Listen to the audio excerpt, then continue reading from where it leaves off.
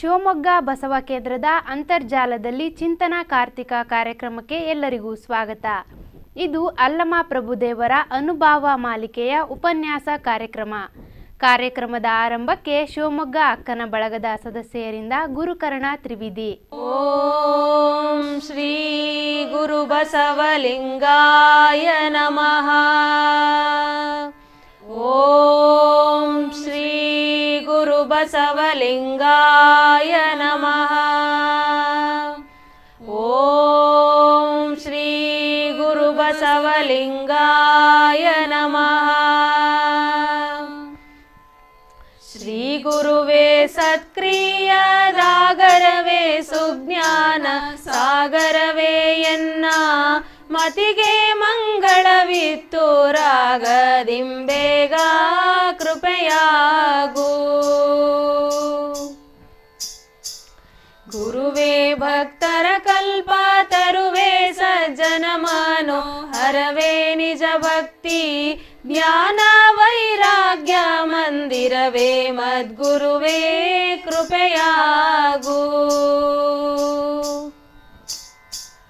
ದೇಶಿಕನೇ ಅನುಭಾವೋಲ್ಲಾಸಕನೇ ಸಂಕಲ್ಪ ನಾಶಕನೇ ಆಣ ವಾದಿ ತ್ರೈಮಲದೋಳ್ಳಿ ರಾಸಕನೇ ಎನಗೆ ಕೃಪೆಯಾಗು. ಕಾರ್ಯ ಕಾರಣ ಭಕ್ತಿ ತೂರ್ಯ ತಾಮಸದ ಚಿತ್ ಸೂರ್ಯ ಎಡರಿಂಗೆ ಧೈರ್ಯವಾಗಿ ಗುರುವರ್ಯ ನೀನೆನಗೆ ಕೃಪೆಯಾಗು. ಸಾಧ್ಯ ಸದ್ಭಕ್ತರ್ಗೆ ವೇದ್ಯಾಲಿಂಗೈಕ್ಯರ್ಗೆ ವೇದ್ಯ ಸತ್ಪ್ರಮಥ ಗಣನಿಕರವೆಲ್ಲ ಕಾರಾಧ್ಯ ನೀನೆನಗೆ ಕೃಪೆಯಾಗು. ನಗುರೋರಧಿಕವೆಂದು ಜಗದಲ್ಲಿ ಸಾರುತಿಹ ನಿಗಮ ಶ್ರುತಿಗೇಳಿ ಗುರುವೇ ನಾ ನಿಮ್ಮ ಪದಯುಗವ ಬಣ್ಣಿಪೆನು ಕೃಪೆಯಾಗು. ಹರನಿಂದಲಧಿಕ ಸದ್ಗುರುವೆಂಬುದನ್ನು ಕೇಳಿ ಗುರುವೇ ನಾ ನಿಮ್ಮ ಚರಣವನು ನುತಿಸುವೆನು ಕರುಣಾದಿಂದೆನಗೆ ಕೃಪೆಯಾಗು. ಎಲ್ಲ ದೈವಕ್ಕೆ ನಿಮ್ಮ ಮೆಲ್ಲಡಿಯೇ ಘನವೆಂದು ಸೊಲ್ಲಿಗೊಮ್ಮೊಮ್ಮೆ ನುತಿಪೇ ನಾಂ ಗುರುರಾಯ ಸಲ್ಲೀಲೆಯಿಂದ ಕೃಪೆಯಾಗು. ನರಜೀವಿಗಳಿಗೋರ್ವ ಹರನೇ ಕಾರಣಕರ್ತ ಶರಣ ಸಂತತಿಗೆ ಗುರುವೇ ನೀ ಕರ್ತನೆಂದೆರಗಿರ್ಪೆ ನಡಿಗೆ ಕೃಪೆಯಾಗು. ಶಿವನ ಸನ್ನಿಧಿಯರ್ಗೆ ಭವಮರಣವಿಲ್ಲೆಂದು ತವೆ ನಿನ್ನ ಪಾದ ಸನ್ನಿಧಿಯ ಬಯಸಿ ಬಂದವನೆನಗೆ ಗುರುವೇ ಕೃಪೆಯಾಗು. ಗಂಟೆಯ ಪಿಡಿದೋರ್ವ ಟೆಂಟಣಿ ಸಲುನಾದ ಮುಂಟಲ್ಲದುಳಿದು ತಾನಾಗಿ ನುಡಿಯುವುದುಂಟೆ ಶ್ರೀ ಗುರುವೇ ಕೃಪೆಯಾಗು. ವೀಣಾನೂತನ ಶಬ್ದ ಪಾಣಿಯಿಂದೊಗೆವಂತೆ ಜಾಣ ಶ್ರೀ ಗುರುವೇ ನೀಂ ನುಡಿಸಿದಂತೆ ನಾ ಮಾಡದೆ ನುಡಿವೇ ಕೃಪೆಯಾಗು. ಈಗ ವಚನ ಪ್ರಾರ್ಥನೆ ಶಿವಮೊಗ್ಗದ ಅಕ್ಕನ ಬಳಗದ ಕಲಾವಿದರಾದ ನಾಗರತ್ನ ಮತ್ತು ಸಂಗಡಿಗರಿಂದ.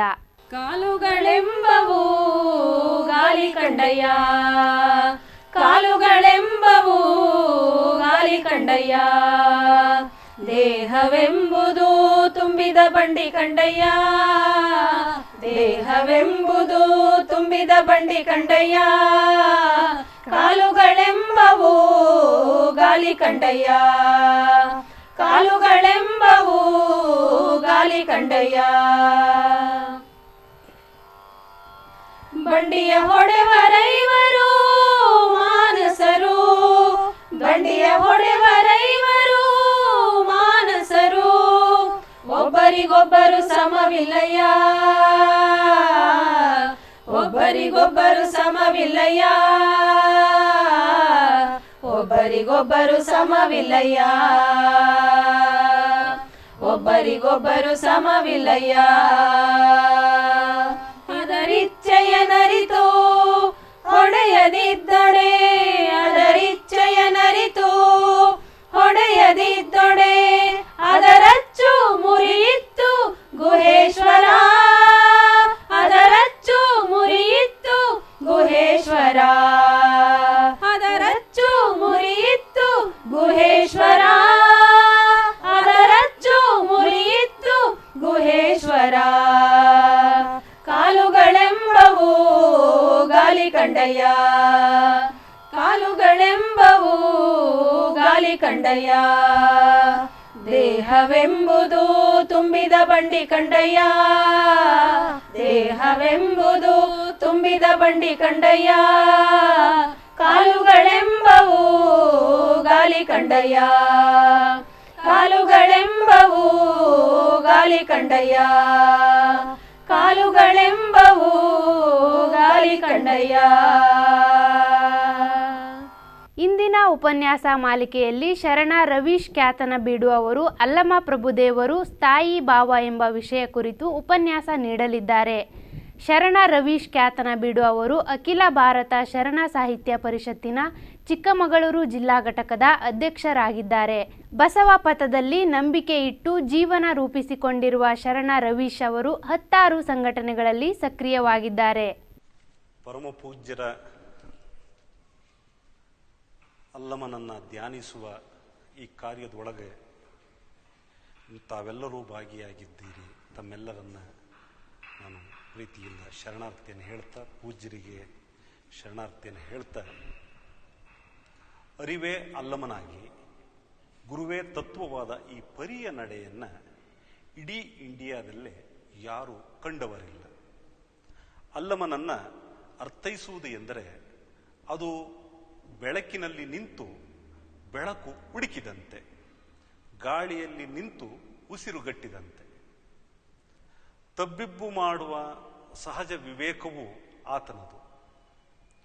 ಕನ್ನಡದ ನೆಲದ ಸಿರಿಯು ಕೊಟ್ಟ ಅಪೂರ್ವ ಜ್ಞಾನ ಪರಂಪರೆಯಾದ ವಚನಗಳ ಮೂಲಕ ಇಡೀ ಬ್ರಹ್ಮಾಂಡದ ಅರಿವನ್ನ ನೆಲದಲ್ಲಿ ನಿಂತು ಧ್ಯಾನಿಸಿ ಬರದಿರುವ ಅಲ್ಲಮನದು ಜ್ಞಾನ ಮೀಮಾಂಸೆಯಾದರೆ ಬಸವಣ್ಣನವರದು ಜನಮೀಮಾಂಸೆ. ಅರ್ಥೈಸಿಕೊಳ್ಳಲು ಅಲ್ಲಮನ ವಚನ ನುಡಿಗಟ್ಟುಗಳಲ್ಲಿ ಅವಕಾಶಗಳಿದ್ದಾವೆ ಬೇಕಾದಷ್ಟು. ಜನರ ನಡುವಿನಿಂದ ಭಾಷೆ ರೂಢಿಸಿಕೊಂಡ ಬಸವಣ್ಣನದು ಅರಿವು ತಿದ್ದುವ ಪರಿ ಸರಳವಾದದ್ದು. ಜ್ಞಾನ ಮೀಮಾಂಸೆಯಲ್ಲಿ ಮಿಂದೆದ್ದು ಬಂದ ಅಲ್ಲಮನ ಅರಿವು ವಿಸ್ತರಿಸುವ ಪರಿ ಸರಳವಾದುದ್ದೇನಲ್ಲ. ಅದು ಪ್ರಯೋಗಕ್ಕೆ ಒಡ್ಡಿಕೊಂಡು ಬಯಲಲ್ಲಿ ಬಯಲಾಗುವಂಥದ್ದು. ಅದು ಬಯಲನ್ನು ಬಿತ್ತಿ ಬಯಲನ್ನು ಬೆಳೆಯುವಂಥದ್ದು ಅಂತ ಹೇಳಿ. ಸತ್ಯವನ್ನೊಳಗೊಂಡ ಮಿಥ್ಯಕ್ಕೆ ಭಂಗ, ಮಿಥ್ಯವನ್ನೊಳಗೊಂಡ ಸತ್ಯಕ್ಕೆ ಭಂಗ ಎಂಬ ಅಲ್ಲಮನ ನುಡಿಯಂತೆ ತನ್ನ ಆದಿಯಲ್ಲಿ ಬಯಲನ್ನೇ ಧ್ಯಾನಿಸಿದಂತೆ ಕಾಣುತ್ತೆ. ಈ ಕಾಲದ ಪರಿಸರದಲ್ಲಿ ಪರಂಪರೆಯ ಕೊಳಕಿಗೆ ಪರಿಹಾರವಾಗಿ ಅಲ್ಲಮನ ವಿಚಾರಗಳು ಬೆಳಗುತ್ತವೆ. ಬರೀ ವೈಚಾರಿಕ ನಿಲುವಿನಷ್ಟೇ ಅಲ್ಲ, ಭಾವಕೋಶಗಳಲ್ಲೂ ಭಿನ್ನವಾದುದು. ಅದುವೇ ನಿರಂತರತೆಯ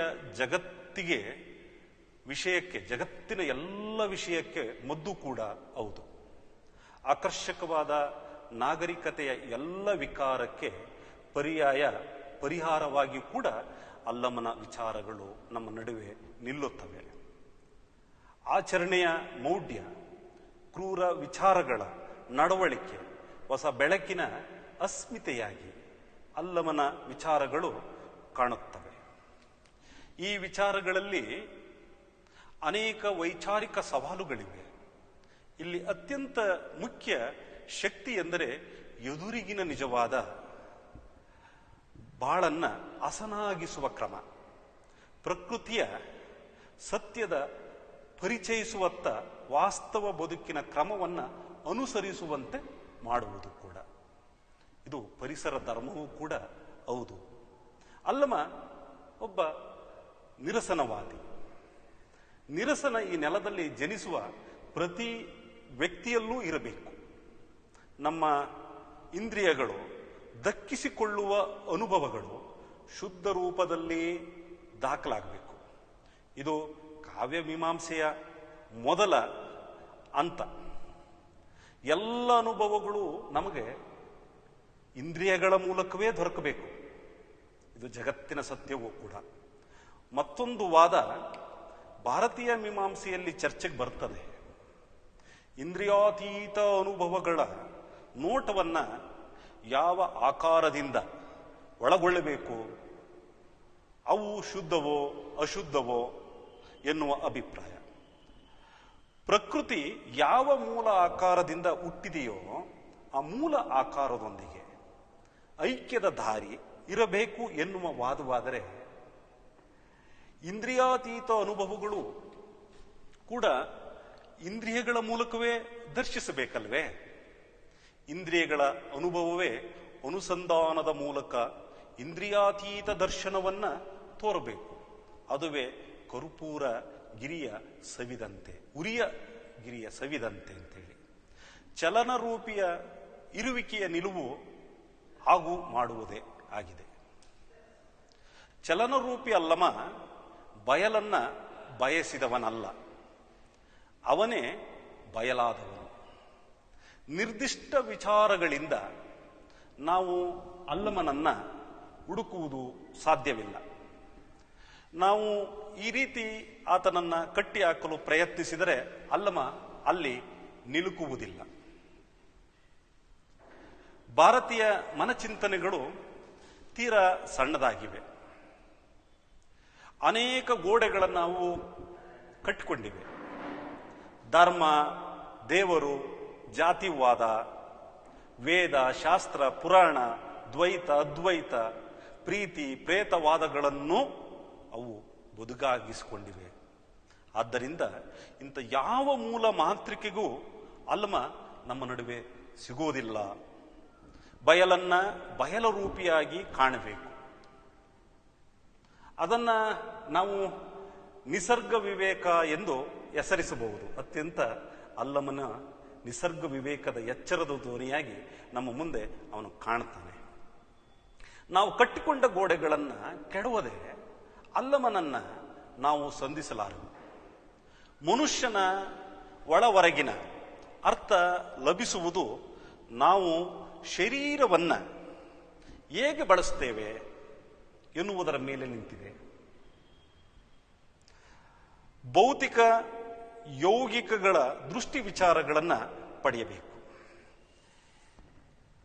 ಶರಣರ ಷಟ್ಕ್ರಿಯೆಗಳನ್ನು ಸಾಧಿಸಿ ಮನುಷ್ಯನ ಒಳಪದರಗಳಾದ ಉಸಿರು ಮತ್ತು ಮನಸ್ಸುಗಳ ಜೊತೆ ನೇರ ದೃಷ್ಟಿ ಸಾಧಿಸುವುದರಿಂದ ಉಸಿರನ್ನ ನಾವು ಒಲಿಸಬೇಕು. ಅಲ್ಲಮನ ಬಹುಶಃ ಬಯಲ ಬೆಡಗನ್ನ ವಚನಗಳಲ್ಲಿ ಕಾಣಬೇಕಾದರೆ ನೇರ ಅನುಭವದ ಅನುಸಂಧಾನ ತೀರಾ ಅಗತ್ಯ ಅಂತ ಅನ್ನಿಸ್ತದೆ. ನನ್ನೊಳಗಿನ ನಾನು ಕಳೆದುಕೊಂಡು ಅಹಂ ಎನ್ನುವ ಪ್ರಜ್ಞೆಯ ಕವಚ ಕಳಚಿ ಬಯಲಿನ ಬೆಡಗಿನ ಬಯಲನ್ನ ಅನುಸಂಧಾನಿಸಬೇಕು. ಜೊತೆಗೆ ತೀರಾ ಸಾಮಾನ್ಯ ಜ್ಞಾನದಿಂದ ಸರಳವಾಗಿ ನಾವು ಪ್ರವೇಶಿಸುವಂತಿರಬೇಕು. ವ್ಯಕ್ತಿಗತ ಒಪ್ಪಿತ ನಿಲುವುಗಳಿಗೆ ಅಲ್ಲಮ ಯಾವತ್ತಿಗೂ ನಮಗೆ ದಕ್ಕುವುದಿಲ್ಲ. ಅವನು ಶಬ್ದಾತೀತವೂ ಹೌದು. ಶಬ್ದಗಳ ಸದ್ದು ಇಲ್ಲದೆ ಸರಳವಾಗಿ ಪ್ರವೇಶದಿಂದ ಅಲ್ಲಮ ಬಯಲುಗೊಳ್ಳುತ್ತಾನೆ. ಮಿಥ್ಯೆಯ ಸಂರಚನೆಗಳನ್ನು ಕೆಡವಿ ಬಯಲನ್ನ ಕಾಣುವ ಮೂಲಕ ಪ್ರಕೃತಿಯಲ್ಲಿ ಇಂದ್ರಿಯಗಳ ನಿರ್ಮಿತ ಎಲ್ಲ ರಚನೆಗಳನ್ನು ಮೊದಲು ನಿರಸನಗೊಳಿಸುವುದು ಅಂತ ನೋಟದ ಮೂಲಕ ಅಲ್ಲಮನ ವಚನಗಳನ್ನು ನಾವು ಒಳಗೊಳ್ಳಬೇಕಾಗ್ತದೆ. ಒಂದು ವಚನವನ್ನು ನಾವು ಈ ರೀತಿ ಉದಾಹರಿಸಬಹುದೇನೋ. ಆದಿ ಆಧಾರವಿಲ್ಲದಂದು, ಅಮ್ಮು ಬಿಮ್ಮುಗಳಿಲ್ಲದಂದು, ಸುರಾಳ ನಿರಾಳವಿಲ್ಲದಂದು, ಸಚಾರ ಚರಗಳಿಲ್ಲದಂದು ಗುಹೇಶ್ವರ ನಿಮ್ಮ ಶರಣನುದಯಿಸಿದನೆಂದು. ಸತ್ಯವನ್ನ ಬಹುಶಃ ಈ ವಚನವನ್ನ ಹೀಗೆ ಅರ್ಥೈಸಬಹುದು. ಸತ್ಯವನ್ನ ನಿರ್ಣಯಿಸುವುದಕ್ಕೆ ಪ್ರತ್ಯಕ್ಷಕ್ಕಿಂತ ಮಿಗಿಲಾದ ಪ್ರಮಾಣ ಮತ್ತೊಂದಿರಲಾರದು ಅಂತ. ಆದರೆ ಅವಲೋಕನಕ್ಕೂ ಎರಡು ಮುಖ್ಯ ಮಾಧ್ಯಮಗಳಿವೆ. ಒಂದು ಸ್ಥೂಲ, ಇನ್ನೊಂದು ಸೂಕ್ಷ್ಮ. ಇವು ಎರಡರ ಮೂಲಕನೂ ನಾವು ಆತನನ್ನ ಒಳಗೊಳ್ಳಬೇಕಾಗ್ತದೆ. ಆ ಕಾರಣಕ್ಕಾಗಿ ಸ್ಥೂಲ ಅವಲೋಕನಕ್ಕೆ ಸತ್ಯ ದರ್ಶನವಾಗ್ತದೆ. ಸ್ಥೂಲ ಅವಲೋಕನಕ್ಕೆ ಒಂದು ಸತ್ಯ ದರ್ಶನ ನಮ್ಮ ಕಣ್ಣೆದುರಿಗಾಗ್ತದೆ. ಸತ್ಯವಾದರೂ ಅತ್ಯಂತಿಕ ಸತ್ಯವಾಗಿರಬೇಕಾದ ನಿಯಮವೇನಿಲ್ವಲ್ಲ. ಉದಾಹರಣೆಗೆ ದೂರತೋ ಪರ್ವತೋ ರಮ್ಯತಾ ಅಂತೇಳಿ ಎಲ್ಲ ಒಂದು ಕಡೆ ಒಂದು ಪದ್ಯದ ಸಾಲು ಬರ್ತದೆ. ಅಂದರೆ ದೂರದಿಂದ ಪರ್ವತವನ್ನು ನೋಡಿದ್ದು ಕಣ್ಣೆ. ಬಹುಶಃ ಎಲ್ಲ ದೂರದಿಂದ ನೋಡ್ತಕ್ಕಂಥ ಕಣ್ಣು ಅದು ಪರ್ವತ ತುಂಬ ರಮ್ಯವಾಗಿದೆ ಅಂತ ನಮಗೆ ಸ್ಥೂಲದ ಮೂಲಕ ಅದು ನಮಗೆ ಪರಿಚಯಿಸಿಕೊಡ್ತದೆ ಅಂತೇಳಿ. ಬಹುಶಃ ನಾವು ದೂರದಿಂದ ನೋಡುವುದು ಎಲ್ಲದೂ ಸೂಕ್ಷ್ಮವಾಗಿರ್ತದೆ. ಆದರೆ ಸೂಕ್ಷ್ಮದ ಒಳಗೆ ನಾವು ನೋಡುವಾಗ ನಮಗೆ ಸತ್ಯದ ಪರಿಚಯವಾಗ್ತದೆ. ಬಹುಶಃ ಅಲ್ಲಮನ ಎಲ್ಲ ವಚನಗಳಲ್ಲೂ ಕೂಡ ಸ್ಥೂಲ ಮತ್ತು ಸೂಕ್ಷ್ಮದ ವಿಚಾರಗಳನ್ನು ತುಂಬ ಚೆಂದಾಗಿ ಬಳಕೆಯನ್ನು ಮಾಡ್ತಾನೆ. ಆ ಮೂಲಕ ಬಯಲನ್ನು ಅವನು ಕಾಣ್ತಾನೆ ಅಂತೇಳಿ. ಸೂಕ್ಷ್ಮದ ಮೂಲಕ ನಾವು ಪರ್ವತವನ್ನು ನೋಡುವಾಗ ಪರ್ವತದ ಒಳಗೆ ಮೃಗಗಳಿದ್ದಾವೆ, ಕಾಡು ಪ್ರಾಣಿಗಳಿದ್ದಾವೆ, ಕಲ್ಲಿದೆ, ಮುಳ್ಳಿದೆ, ದೊಡ್ಡ ಬಂಡೆಗಳಿದ್ದಾವೆ, ಜಾರು ಇಳಿಜಾರುಗಳಿದೆ, ದಿಬ್ಬಗಳಿದ್ದಾವೆ. ಈ ರೀತಿಯ ಭಯಂಕರವಾಗಿರ್ತಕ್ಕಂಥ ಒಂದು ದರ್ಶನವನ್ನ ಅದು ನಮಗೆ ಆ ಪರ್ವತ ಸೂಕ್ಷ್ಮವಾಗಿ ನೋಡಿದಾಗ ನಮಗೆ ಅದನ್ನು ಪರಿಚಯಿಸ್ತದೆ ಅಂತೇಳಿ. ಹಾಗಾಗಿ ಒಂದು ಇಂಥ ನಿಜ ದರ್ಶನವನ್ನ ಮಾಡಿಸುವುದೇ ಇದೊಂದು ಅತ್ಯಂತಿಕ ದರ್ಶನ ಅಂತೇಳಿ ನಾವು ಸಾಹಿತ್ಯದ ಶಾಸ್ತ್ರದೊಳಗೆ ನಾವು ಹೇಳ್ಕೊಳ್ತೇವೆ, ಚರ್ಚೆ ಮಾಡ್ತೇವೆ ಅಂತೇಳಿ. ಅಲ್ಲಮನ ಬದುಕಿನ ಹಾದಿಯಲ್ಲಿ ಬಹುಶಃ ಬಯಲು ಸ್ಥಾಯಿಯಾಗಿ ನಿಲ್ಲುತ್ತದೆ ಅಂತೇಳಿ ನಾನು ಹೇಳುವ ನೋಟವೇ ಇದಾಗಿರೋದ್ರಿಂದ, ಸ್ಥಾಯಿಯ ನೋಟವನ್ನೇ ನಾನು ಅಲ್ಲಮನ ಮೂಲಕ ಎಲ್ಲ ವಚನಗಳಲ್ಲಿ ನೋಡಬಹುದಾದ ಸ್ಥಾಯಿಯ ದರ್ಶನ ಯಾವುದು ಅನ್ನುವಂಥದ್ರ ನೋಟವನ್ನು ಹುಡುಕುವಾಗ ಅಲ್ಲಮನ ಬದುಕಿನ ಹಾದಿಯಲ್ಲಿ ಬಯಲು ಸ್ಥಾಯಿಯಾಗಿ ಸಲ್ಲುತ್ತದೆ, ಅದು ನಿಲ್ತದೆ, ಅದು ದರ್ಶಿಸ್ತದೆ ಅಂತೇಳಿ. ಅಲ್ಲಮ ಬಯಲನ್ನ ಬಿತ್ತುವ ಹಾಗೂ ಬಯಲನ್ನ ಬೆಳೆಯುವ ಚಮತ್ಕಾರವನ್ನ ಕಂಡವನು. ಅದುವೇ ಜಲವಿದ್ದಂತೆ ನೀರು ಆವಿಯಾಗಿ ಮತ್ತೆ ಮಳೆ ಬಂದು ನೀರಾಗುವಂತೆ ಅಲ್ಲಮನ ಬಯಲು ಕೂಡ.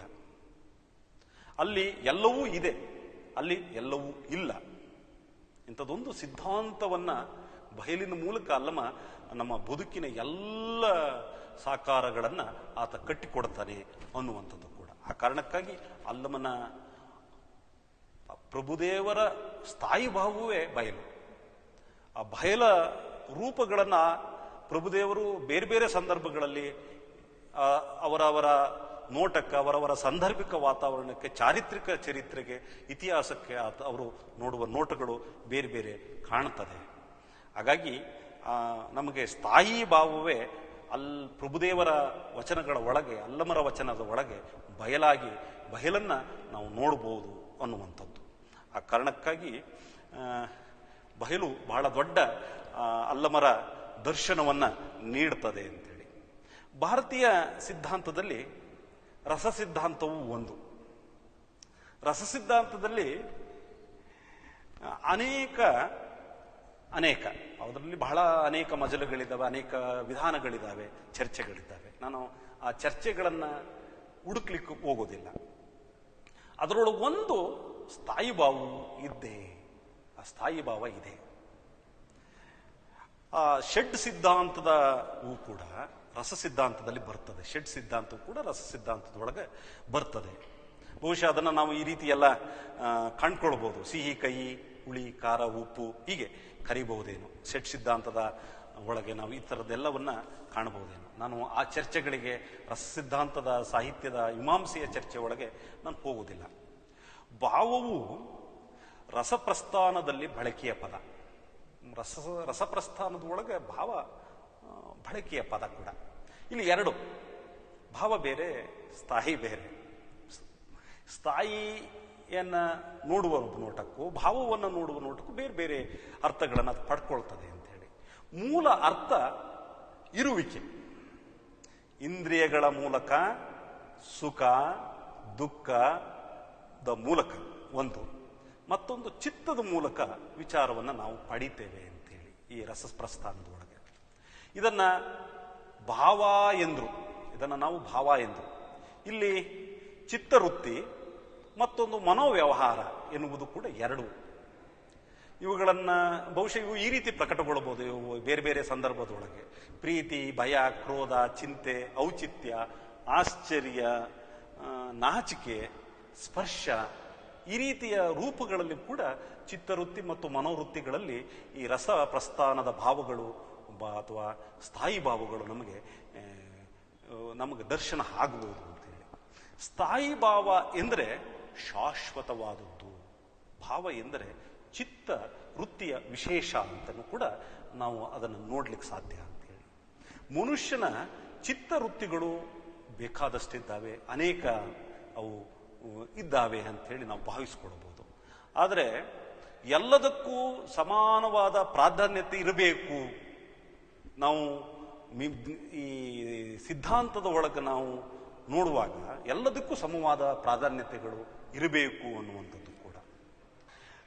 ಇವು ಇಲ್ಲದೆ ಇರುವವರು ಕೂಡ ಯಾರು ಇರ್ಲಿಕ್ಕೆ ಸಾಧ್ಯ ಇಲ್ಲ ಅಂತೇಳಿ. ಲಯವಾಗದೆ ಸೂಕ್ಷ್ಮವಾಗಿ ಯಾವಾಗಲೂ ಇರುವ ಈ ಭಾವಗಳನ್ನು ಸ್ಥಾಯಿ ಭಾವಗಳು ಎನ್ನುತ್ತಾರೆ. ಹಾಗಾಗಿ ಅಲ್ಲಮ ಪ್ರಭುದೇವರ ಸ್ಥಾಯಿ ಭಾವ ಯಾವಾಗಲೂ ಲಯವಾಗದೇ ಇರುವಂಥದ್ದು ಬಯಲು. ಆ ಕಾರಣಕ್ಕಾಗಿ ಅಲ್ಲಮರು ಬಯಲನ್ನು ಬಿತ್ತಿದ್ರು, ಬಯಲನ್ನು ಬೆಳೆದರು. ಆ ಬಯಲು ನೋಟಗಳನ್ನು ನಾವು ಬೇರೆ ಬೇರೆ ಸಾಂದರ್ಭಿಕ ವಾತಾವರಣದಲ್ಲಿ ಅಥವಾ ಚರ್ಚೆಯ ಒಳಗೆ ನೋಡುವ ನೋಟಗಳು ಬೇರೆ ಬೇರೆ ಇರ್ತವೆ ಅನ್ನುವಂಥದ್ದು. ಆ ಕಾರಣಕ್ಕಾಗಿ ಒಂದು ವಚನವನ್ನು ನಾವು ಹೀಗೆ ಉದಾಹರಿಸಬಹುದು. ಕಾರ ಮೇಘವೆದ್ದು ದಾರಾವಾರ್ತ ಸುರಿಯುವಾಗ ದಾರುಣಿ ಎಲ್ಲವೂ ಮುಳುಗಿತ್ತು ನೋಡ. ಕಾರಿರುಳು ಕಣ್ಣೊಳಗೆ ಸೂರ್ಯರ ಅನೇಕರು ಮೂಡಿ ದಾರಿಯ ಒಲವೆಂಬುದು ಕೆಟ್ಟಿತ್ತು ನೋಡ. ಪೂರಾಯ ಗಾಯದಲ್ಲಿ ಸಾಯ ಕೊಂದಲ್ಲದೆ ಸೂರ್ಯರ ಅನೇಕರು ಮಡಿಯರು ಗುಹೇಶ್ವರ. ಅಲ್ಲಮನಲ್ಲಿ ಸಾವು ಕೂಡ ಒಂದು ಮಹತ್ವದ ವಸ್ತು ಕೂಡ. ಆದರೆ ಅವನು ಸಾವನ್ನ ಮಾನವ ವ್ಯವಹಾರಗಳಲ್ಲಿ ಅನಿವಾರ್ಯವಾಗಿ ಬರುವ ಒಂದು ಘಟ್ಟ, ಒಂದು ಸಂದರ್ಭ, ಅದೊಂದು ಪರಿಸರದ ನಿಯಮ ಅಥವಾ ಪ್ರಕೃತಿಯ ನಿಸರ್ಗದ ನಡವಳಿಕೆ ಎಂದು ನೋಡುವುದಿಲ್ಲ, ಅದೊಂದು ನೋಡೋದಿಲ್ಲ. ಆ ರೀತಿ ಅಲ್ಲಮ ಎಲ್ಲಿಯೂ ಕೂಡ ನೋಡೋದಿಲ್ಲ. ಅದನ್ನ ಸೃಷ್ಟಿ ಸಮಸ್ತದಲ್ಲಿ ಒಂದು ವಿಶೇಷ ಮಹತ್ವವಿರುವ ಘಟನೆಗಳನ್ನಾಗಿ ನೋಡಲುವಂಥ ಒಂದು ಹೊಸ ನೋಟವನ್ನು ಅಲ್ಲಮರು ನಮ್ಮ ನಡುವೆ ಮಾಡ್ತಾರೆ ಅನ್ನುವಂಥದ್ದು ಕೂಡ. ಆ ಕಾರಣಕ್ಕಾಗಿ ಅಲ್ಲಮರ ವಚನದ ಒಳಗೆ, ಅಲ್ಲಮರ ಬದುಕಿನ ಒಳಗೆ ಬಯಲು ಒಂದು ಸ್ಥಾಯಿಯ ಭಾವವಾಗಿ ನಿಲ್ತದೆ. ಆ ಬಯಲು ಅನ್ನುವಂಥದ್ದು ಅದು ಎಲ್ಲವನ್ನು ಒಳಗೊಳ್ಳುತ್ತದೆ ಮತ್ತೆ ಎಲ್ಲವನ್ನು ಇಲ್ಲವಾಗಿಸ್ತದೆ. ಒಂದು ರೀತಿ ಈ ದ್ವಿಜತ್ವವನ್ನು ಕಳೆದು ಏಕತ್ವವನ್ನು ಸಾಧಿಸೋದು, ಏಕತ್ವವನ್ನು ನಂತರ ಏನನ್ನೂ ಉಳಿಸಿಕೊಳ್ಳದೆ ಬಯಲಾಗಿಸ್ತಕ್ಕಂಥದ್ದು ಇದೆಯಲ್ಲ, ಅದು ಅಲ್ಲಮರ ಒಂದು ಚಮತ್ಕಾರದ ನಡೆಯೂ ಕೂಡ ಹೌದು ಅಂತೇಳಿ. ಮತ್ತೊಂದು, ನಾನು ಈ ವಚನದ ಪೂರ್ಣ ವಿವರಣೆಯನ್ನ ಕಾಲಮಿತಿ ಒಳಗೆ ತಲುಪಿಸಲು ಕಷ್ಟ ಆದರೂ ಕೂಡ ಒಂದು ವಚನದ ಮೇಲ್ನೋಟದ ತಿರುಳನ್ನಷ್ಟೇ ತಮ್ಮ ಜೊತೆ ಹಂಚ್ಕೊಳ್ತಾ ಇದ್ದೀನಿ. ಮತ್ತೊಂದು ವಚನದ ವಿಚಾರವನ್ನು ನಾವು ನೋಡೋದಾದ್ರೆ, ಮನ ಬಸುರಾದಡೆ ಕೈ ಬೆಸಲಾಯಿತ್ತು ಕಂಡೆ, ಕರ್ಪೂರದ ಕಂಪ ಕಿವಿ ಕುಡಿಯಿತ್ತ ಕಂಡೆ, ಮುತ್ತಿನ ದಾಳವ ಮೂಗು ನುಂಗಿತ್ತ ಕಂಡೆ, ಕಂಗಳು ಹಸಿದು ವಜ್ರವ ನುಂಗಿತ್ತ ಕಂಡೆ, ಒಂದು ನೀಲದೊಳಗೆ ಮೂರು ಲೋಕ ಒಡಗಿತ್ತ ಕಂಡೆ ಗುಹೇಶ್ವರ. ಇಲ್ಲಿ ನಿಸರ್ಗದ ವಿವೇಕವನ್ನ ಅಲ್ಲಮರು ತುಂಬಾ ಚೆನ್ನಾಗಿ ಬಳಸ್ತಾರೆ. ಇದು ಅಲ್ಲಮರ ವೈರುಧ್ಯಾತ್ಮಕ ಮಾದರಿಯೂ ಕೂಡ ಹೌದು. ಇದೊಂದು ಬೆಳಗಿನ ವಚನವೂ ಹೌದು, ವೈರುಧ್ಯಾತ್ಮಕವಾದಂಥ ವಿರುದ್ಧ ದ್ವಂದ್ವಗಳನ್ನು, ವಿರುದ್ಧ ನಿಲುವುಗಳನ್ನು ಏಕಾಏಕಿ ಸಂದರ್ಶಿಸುತ್ತಲೇ ಒಂದು ಹೊಸತನವನ್ನು ಕಂಡುಕೊಳ್ತಕ್ಕಂಥ ಮಾದರಿ ಕೂಡ ಹೌದು. ಇಲ್ಲಿ ಅಲ್ಲಮರು ಬೆರೆಯಲಾರದವುಗಳನ್ನು, ಹೊಂದಲಾರದವುಗಳನ್ನು ಬೆರೆಸಿ ಅದರಿಂದ ಉಂಟಾಗುವ ಕೋಲಾಹಲದಲ್ಲಿ ಏಳುವ ಸೌಂದರ್ಯವನ್ನು ಆತ ನಮ್ಮೆದುರು ಇಡುತ್ತಾನೆ. ಬಹುಶಃ ಇದು ಆಧ್ಯಾತ್ಮಿಕ ನಿಲುವಿನ ಎತ್ತರದ ವಿಚಾರವೂ ಹೌದು, ಮತ್ತೊಂದು ಲೋಕದ ವಿವೇಕದ ಎಚ್ಚರವೂ ಹೌದು. ಒಂದು ಉದಾಹರಣೆಗೆ ಇಷ್ಟಲಿಂಗದ ಸಾಧನೆಯ ಮೂಲಕ ನಾವು ಸಾಧಿಸಬಹುದಾದಂಥದ್ದು. ಮತ್ತೊಂದು ಇಲ್ಲಿ ಬಳಸುವ ಪದ ನೀಲ ಅನ್ನುವಂಥ ಪದ ಬಹುಶಃ ಅದು ಮಾಯೆಯ ಪದಕ್ಕೆ ಅನ್ವಯವಾಗ್ತಕ್ಕಂಥ ಪದ. ಅದರ ಅರ್ಥ ವ್ಯಾಪ್ತಿ ಮಾಯೆ ಅಂತ ಆಗ್ತದೆ. ನಮ್ಮ ಬದುಕಿನ ಮಾಯೆಗಳನ್ನು, ನಮ್ಮ ಬದುಕಿನ ನೋಟದ ಚರಿತ್ರೆಯ ಮಾಯೆಗಳನ್ನು ಅಲ್ಲಮರು ಬಹಳ ವಿಶಿಷ್ಟವಾಗಿ ನೋಡುವ ನೋಟವನ್ನು ಅವರು ವಚನಗಳ ಮೂಲಕ ಕಾಣ್ತಾರೆ ಅನ್ನುವಂಥದ್ದು. ಆ ಕಾರಣಕ್ಕಾಗಿ ಅಲ್ಲಮರು ಅವರ ಇಡೀ ವಚನದ ಹಾದಿಯ ಒಳಗೆ ಬಯಲು ನನಗೆ ಬಹಳ ಸರಿ ಕಾಡುವ ಪ್ರಶ್ನೆ ಅಲ್ಲಿ ಉಂಟು, ಅಲ್ಲಿ ಇಲ್ಲ ಅನ್ನುವಂಥದ್ದು. ಒಂದು ವಚನ ಮತ್ತೊಂದು ವಚನ ಈಗ ಬರ್ತದೆ, ಬಯಲ ಬೆರಗಿನ ಸುಖದ ಸವಿಯ ಬೆರಗಲ್ಲದೆ ಕಾಣೆ ಅಂತ. ಅದೊಂದು ಬಟ್ಟ ಬಯಲು ಅದ್ಭುತವಾದ ಸಮರಸದ ಸುಖದ ಸವಿಯೂ ಅದ್ಭುತ. ಆ ಸವಿಯನ್ನು ಅನುಭವಿಸಿದವರಿಗೆ ಮಾತ್ರ ಆ ಸವಿಯ ಅರ್ಥ ಆಗ್ಲಿಕ್ಕೆ ಸಾಧ್ಯ. ಬೆಲ್ಲದ ರುಚಿಯನ್ನ ತಿಂದವನಿಗೆ ಅರ್ಥ ಆಗ್ಲಿದ್ಯ, ಬೇವಿನ ಕಹಿಯನ್ನ ತಿಂದವನಿಗೆ ಬೆಲ್ಲದ ರುಚಿ ರುಚಿಸೋದು, ಬೇವಿನ ಕಹಿ ತಿಂದವನಿಗೆ ಬೆಲ್ಲದ ರುಚಿಯ ಸವಿಸೋದು ಅಂತೇಳಿ. ಹಾಗಾಗಿ ಯಾರು ಏನನ್ನ ನೋಡ್ತಾರೆ ಅದರ ಬೆರಗು ಅವರಿಗೆ ಕಾಣ್ಲಿಕ್ಕೆ ಸಾಧ್ಯ. ಅದರ ಸಮರಸದ ಸುಖ ಇದೆಯಲ್ಲ ಅದು ಅವರಿಗೆ ವೇದ್ಯ ಆಗ್ತಕ್ಕಂಥದ್ದು ಅಂತೇಳಿ ಆ ಭಾವ ದೃಷ್ಟಿಯಲ್ಲಿ ಅಲ್ಲಮರು ನೋಡ್ತಾರೆ ಅಂತೇಳಿ ಆ ವಚನ ಈಗ ಬರ್ತದೆ. ಬಯಲ ಬೆರಗಿನ ಸುಖದ ಸವಿಯ ಬೆರಗಲ್ಲದೆ ಕಾಣೆ, ಕಾಣನೆಂಬ ನುಡಿ ಗಡೆಯ ಕಾಣೆ, ಕುರುಹು ಗೆಟ್ಟು ಅರೆವ ನೆರೆದು ಬೆರೆಸಿದೆನೆಂಬ ಬರು ನುಡಿಯ ನುಡಿಗೆ ನಾಚಿದನೆಯ ಗುಹೇಶ್ವರ ಅನ್ನುವ ಮಾತನ್ನ ಕೂಡ ಒಂದು ವಚನದಲ್ಲಿ ಅವ್ರು ಹೇಳ್ತಾರೆ. ಬಯಲ ಬೆರಗಿನ ಸುಖವನ್ನ ಅದನ್ನು ಅನುಭವಿಸಿದವರಿಗೆ ಮಾತ್ರ ಸಾಧ್ಯ ಅನ್ನುವಂಥ ಮಾತುಗಳನ್ನು ಹೇಳೋದ್ರ ಮೂಲಕನೇ ನಮ್ಮ ಬದುಕಿನ ನಿಜ ಸತ್ಯವನ್ನ, ನಮ್ಮ ಜೀವನದ ನಿಜ ಸತ್ಯವನ್ನ ನಾವು ಅದನ್ನ ಹೇಗೆ ನಮಗೆ ನಾವು ದಕ್ಕಿಸಿಕೊಳ್ಳುತ್ತೇವೆ, ನಿಸರ್ಗದ ಮೂಲಕ ದಕ್ಕಿಸಿಕೊಳ್ಳುತ್ತೇವೋ, ನಮ್ಮ ಕಲ್ಪಿತ ಆಲೋಚನೆಗಳ ಮೂಲಕ ದಕ್ಕಿಸಿಕೊಳ್ಳುತ್ತೇವೋ ಅನ್ನುವ ನೋಟದ ಒಳಗೆ ಅಲ್ಲಮ ನಮಗೆ ಭಿನ್ನವಾದ ನೆಲೆಗಳನ್ನು, ಭಿನ್ನವಾದ ನೋಟಗಳನ್ನು ನಮ್ಮ ಮುಂದೆ ಇಡ್ತಾ ಹೋಗ್ತಾರೆ ಅಂತೇಳಿ. ಹಾಗಾಗಿ ಇನ್ನೊಂದು ವಚನವನ್ನು ನಾವು ಸಣ್ಣದಾಗಿ ಇನ್ನೊಂದು ವಚನವನ್ನು ಉದಾಹರಿಸಬಹುದು. ಕರ್ಪೂರ ಗಿರಿಯ ಉರಿಯ ಹಿಡಿದಡೆ ಇದ್ದಿಲುಂಟೆ. ಬಹುಶಃ ಇದು ಬಯಲಿನ ಮತ್ತೊಂದು ನೋಟದ ರೂಪವಾಗಿ ನಮಗೆ ಕಾಣ್ತದೆ ಅಂತೇಳಿ. ಯಾಕೆಂತಂದ್ರೆ ಬಯಲು ಸ್ಥಾಯಿ ಭಾವ ಅನ್ನೋದಕ್ಕೆ ಇದೊಂದು ಬಹಳ ಕರ್ಪೂರ ಗಿರಿ ಉರಿ ಹಿಡಿದಡಿ ಇದ್ದಿಲುಂಟೆ. ಅಲ್ಲಿ ಏನನ್ನೂ ಉಳಿಸೋದಿಲ್ಲ. ಅದು ಕರ್ಪೂರ ಗಿರಿ ಉರಿ ಅಲ್ಲಿ ಏನನ್ನೂ ಉಳಿಸದೆ ತನ್ನನ್ನ ತಾನು ಕಳೆದುಕೊಳ್ಳುವ ನೋಟ ಅದು. ಹಾಗಾಗಿ ಕರ್ಪೂರ ಗಿರಿಯ ಉರಿ ಹಿಡಿದಡೆ ಇದ್ದಿಲುಂಟೆ ಎನ್ನುವಲ್ಲಿಯೇ ತನ್ನ ನಡುವಿನ ಸಮಾಜದ ವಿಚಾರಕ್ಕೆ ಪ್ರಶ್ನೆಗಳನ್ನೆತ್ತುತ್ತಲೇ ಅಲ್ಲೇನೇನೂ ಇಲ್ಲದೆ ಬಯಲನ್ನು ಕಾಣುವ ನೋಟವನ್ನು ಅಲ್ಲಮರು ತುಂಬಾ ಚೆಂದಾಗಿ ಮಾಡ್ತಾರೆ. ಹಾಗಾಗಿ ಕರ್ಪೂರ ಗಿರಿಯ ಉರಿ ಹಿಡಿದಡೆ ಇದ್ದಿಲುಂಟೆ, ಮಂಜಿನ ಶಿವಾಲಯಕ್ಕೆ ಬಿಸಿಲ ಕಳಸುಂಟೆ, ಕೆಂಡದ ಗಿರಿಯ ನರಗಿನ ಬಾಣದೆಲೆ ದಚ್ಚೆಡೆ ಮರಳಿ ಬಾಣ ಏನನ ಅರಸಲುಂಟೆ, ಗುಹೇಶ್ವರನೆಂಬ ಲಿಂಗವನರೆದು ಮರಳಿ ನೆನೆಯಲುಂಟೆ ಎನ್ನುವ ವಚನವನ್ನು ಕೂಡ ಅವರು ಈ ರೀತಿ ನಮ್ಮನ್ನ ಎದುರುಗೊಳ್ತಾರೆ ಅಂತೇಳಿ. ಅದಕ್ಕೆ ಸತ್ಯ ಮಿಥ್ಯವನ್ನು ಒಳಗೊಂಡ ಮನಕ್ಕೆ ಭಂಗ, ಮನವನ್ನೊಳಗೊಂಡ ಜ್ಞಾನಕ್ಕೆ ಭಂಗ, ಜ್ಞಾನವನ್ನೊಳಗೊಂಡ ನಿಜಕ್ಕೆ ಭಂಗ ಉಂಟ ಗುಹೇಶ್ವರ ಅನ್ನುವ ಮಾತಿನಂತೆ ಸತ್ಯ ಮತ್ತು ಮಿಥ್ಯೆ ಎನ್ನುವ ಬೆರಗುಗಳು ಮನಸ್ಸಿಗೆ ಭಂಗ, ಅವುಗಳನ್ನು ನೋಡುವ ನೋಟ ಬಹಳ ಮುಖ್ಯ ಆಗ್ತದೆ ಅಂತೇಳಿ. ಬೆರಗು ಎನ್ನುವುದು ಬಹುಶಃ ಹೊರಗಿನಿಂದ ಪರಿಸರದಿಂದ ಬಂದುದಲ್ಲ. ಅದೆಲ್ಲೋ ಹೊರಗಿನಿಂದ ನಮ್ಮನ್ನ ಆವರಿಸಿದ್ದಲ್ಲ, ಅದು ಹೊರಗಿನಿಂದ ಬಂದುದಲ್ಲ. ಅದೇನಿದ್ದರೂ ನಾವು ಅರಿತುಕೊಳ್ಳುವ ನಾವು ಅದನ್ನು ತಿಳಿದುಕೊಳ್ಳುವಲ್ಲೇ ಅದು ಅಡಗಿದೆ. ನಿಜ ನಿರೂಪಕ ಸ್ಥಿತಿ, ಅದು ಒಂದು ಪ್ರಜ್ಞೆಯ ನಿರೂಪಕ ಸ್ಥಿತಿ ಅಂತಲೂ ಕೂಡ ನಾವು ಅದನ್ನು ಕಾಣಬಹುದು ಅಂತೇಳಿ. ಹಾಗಾಗಿ ಈ ಅಲ್ಲಮರು ನಮ್ಮ ನಡುವೆ ಒಂದು ವಿಶೇಷವಾಗಿರತಕ್ಕಂಥ ಸ್ಥಾಯಿ ಭಾವಗಳು ಅಂತಂದರೆ ಬಯಲನ್ನು ಬಿಟ್ಟು ಅವರು ಮತ್ತೇನನ್ನೂ ಧ್ಯಾನಿಸಲಿಲ್ಲ.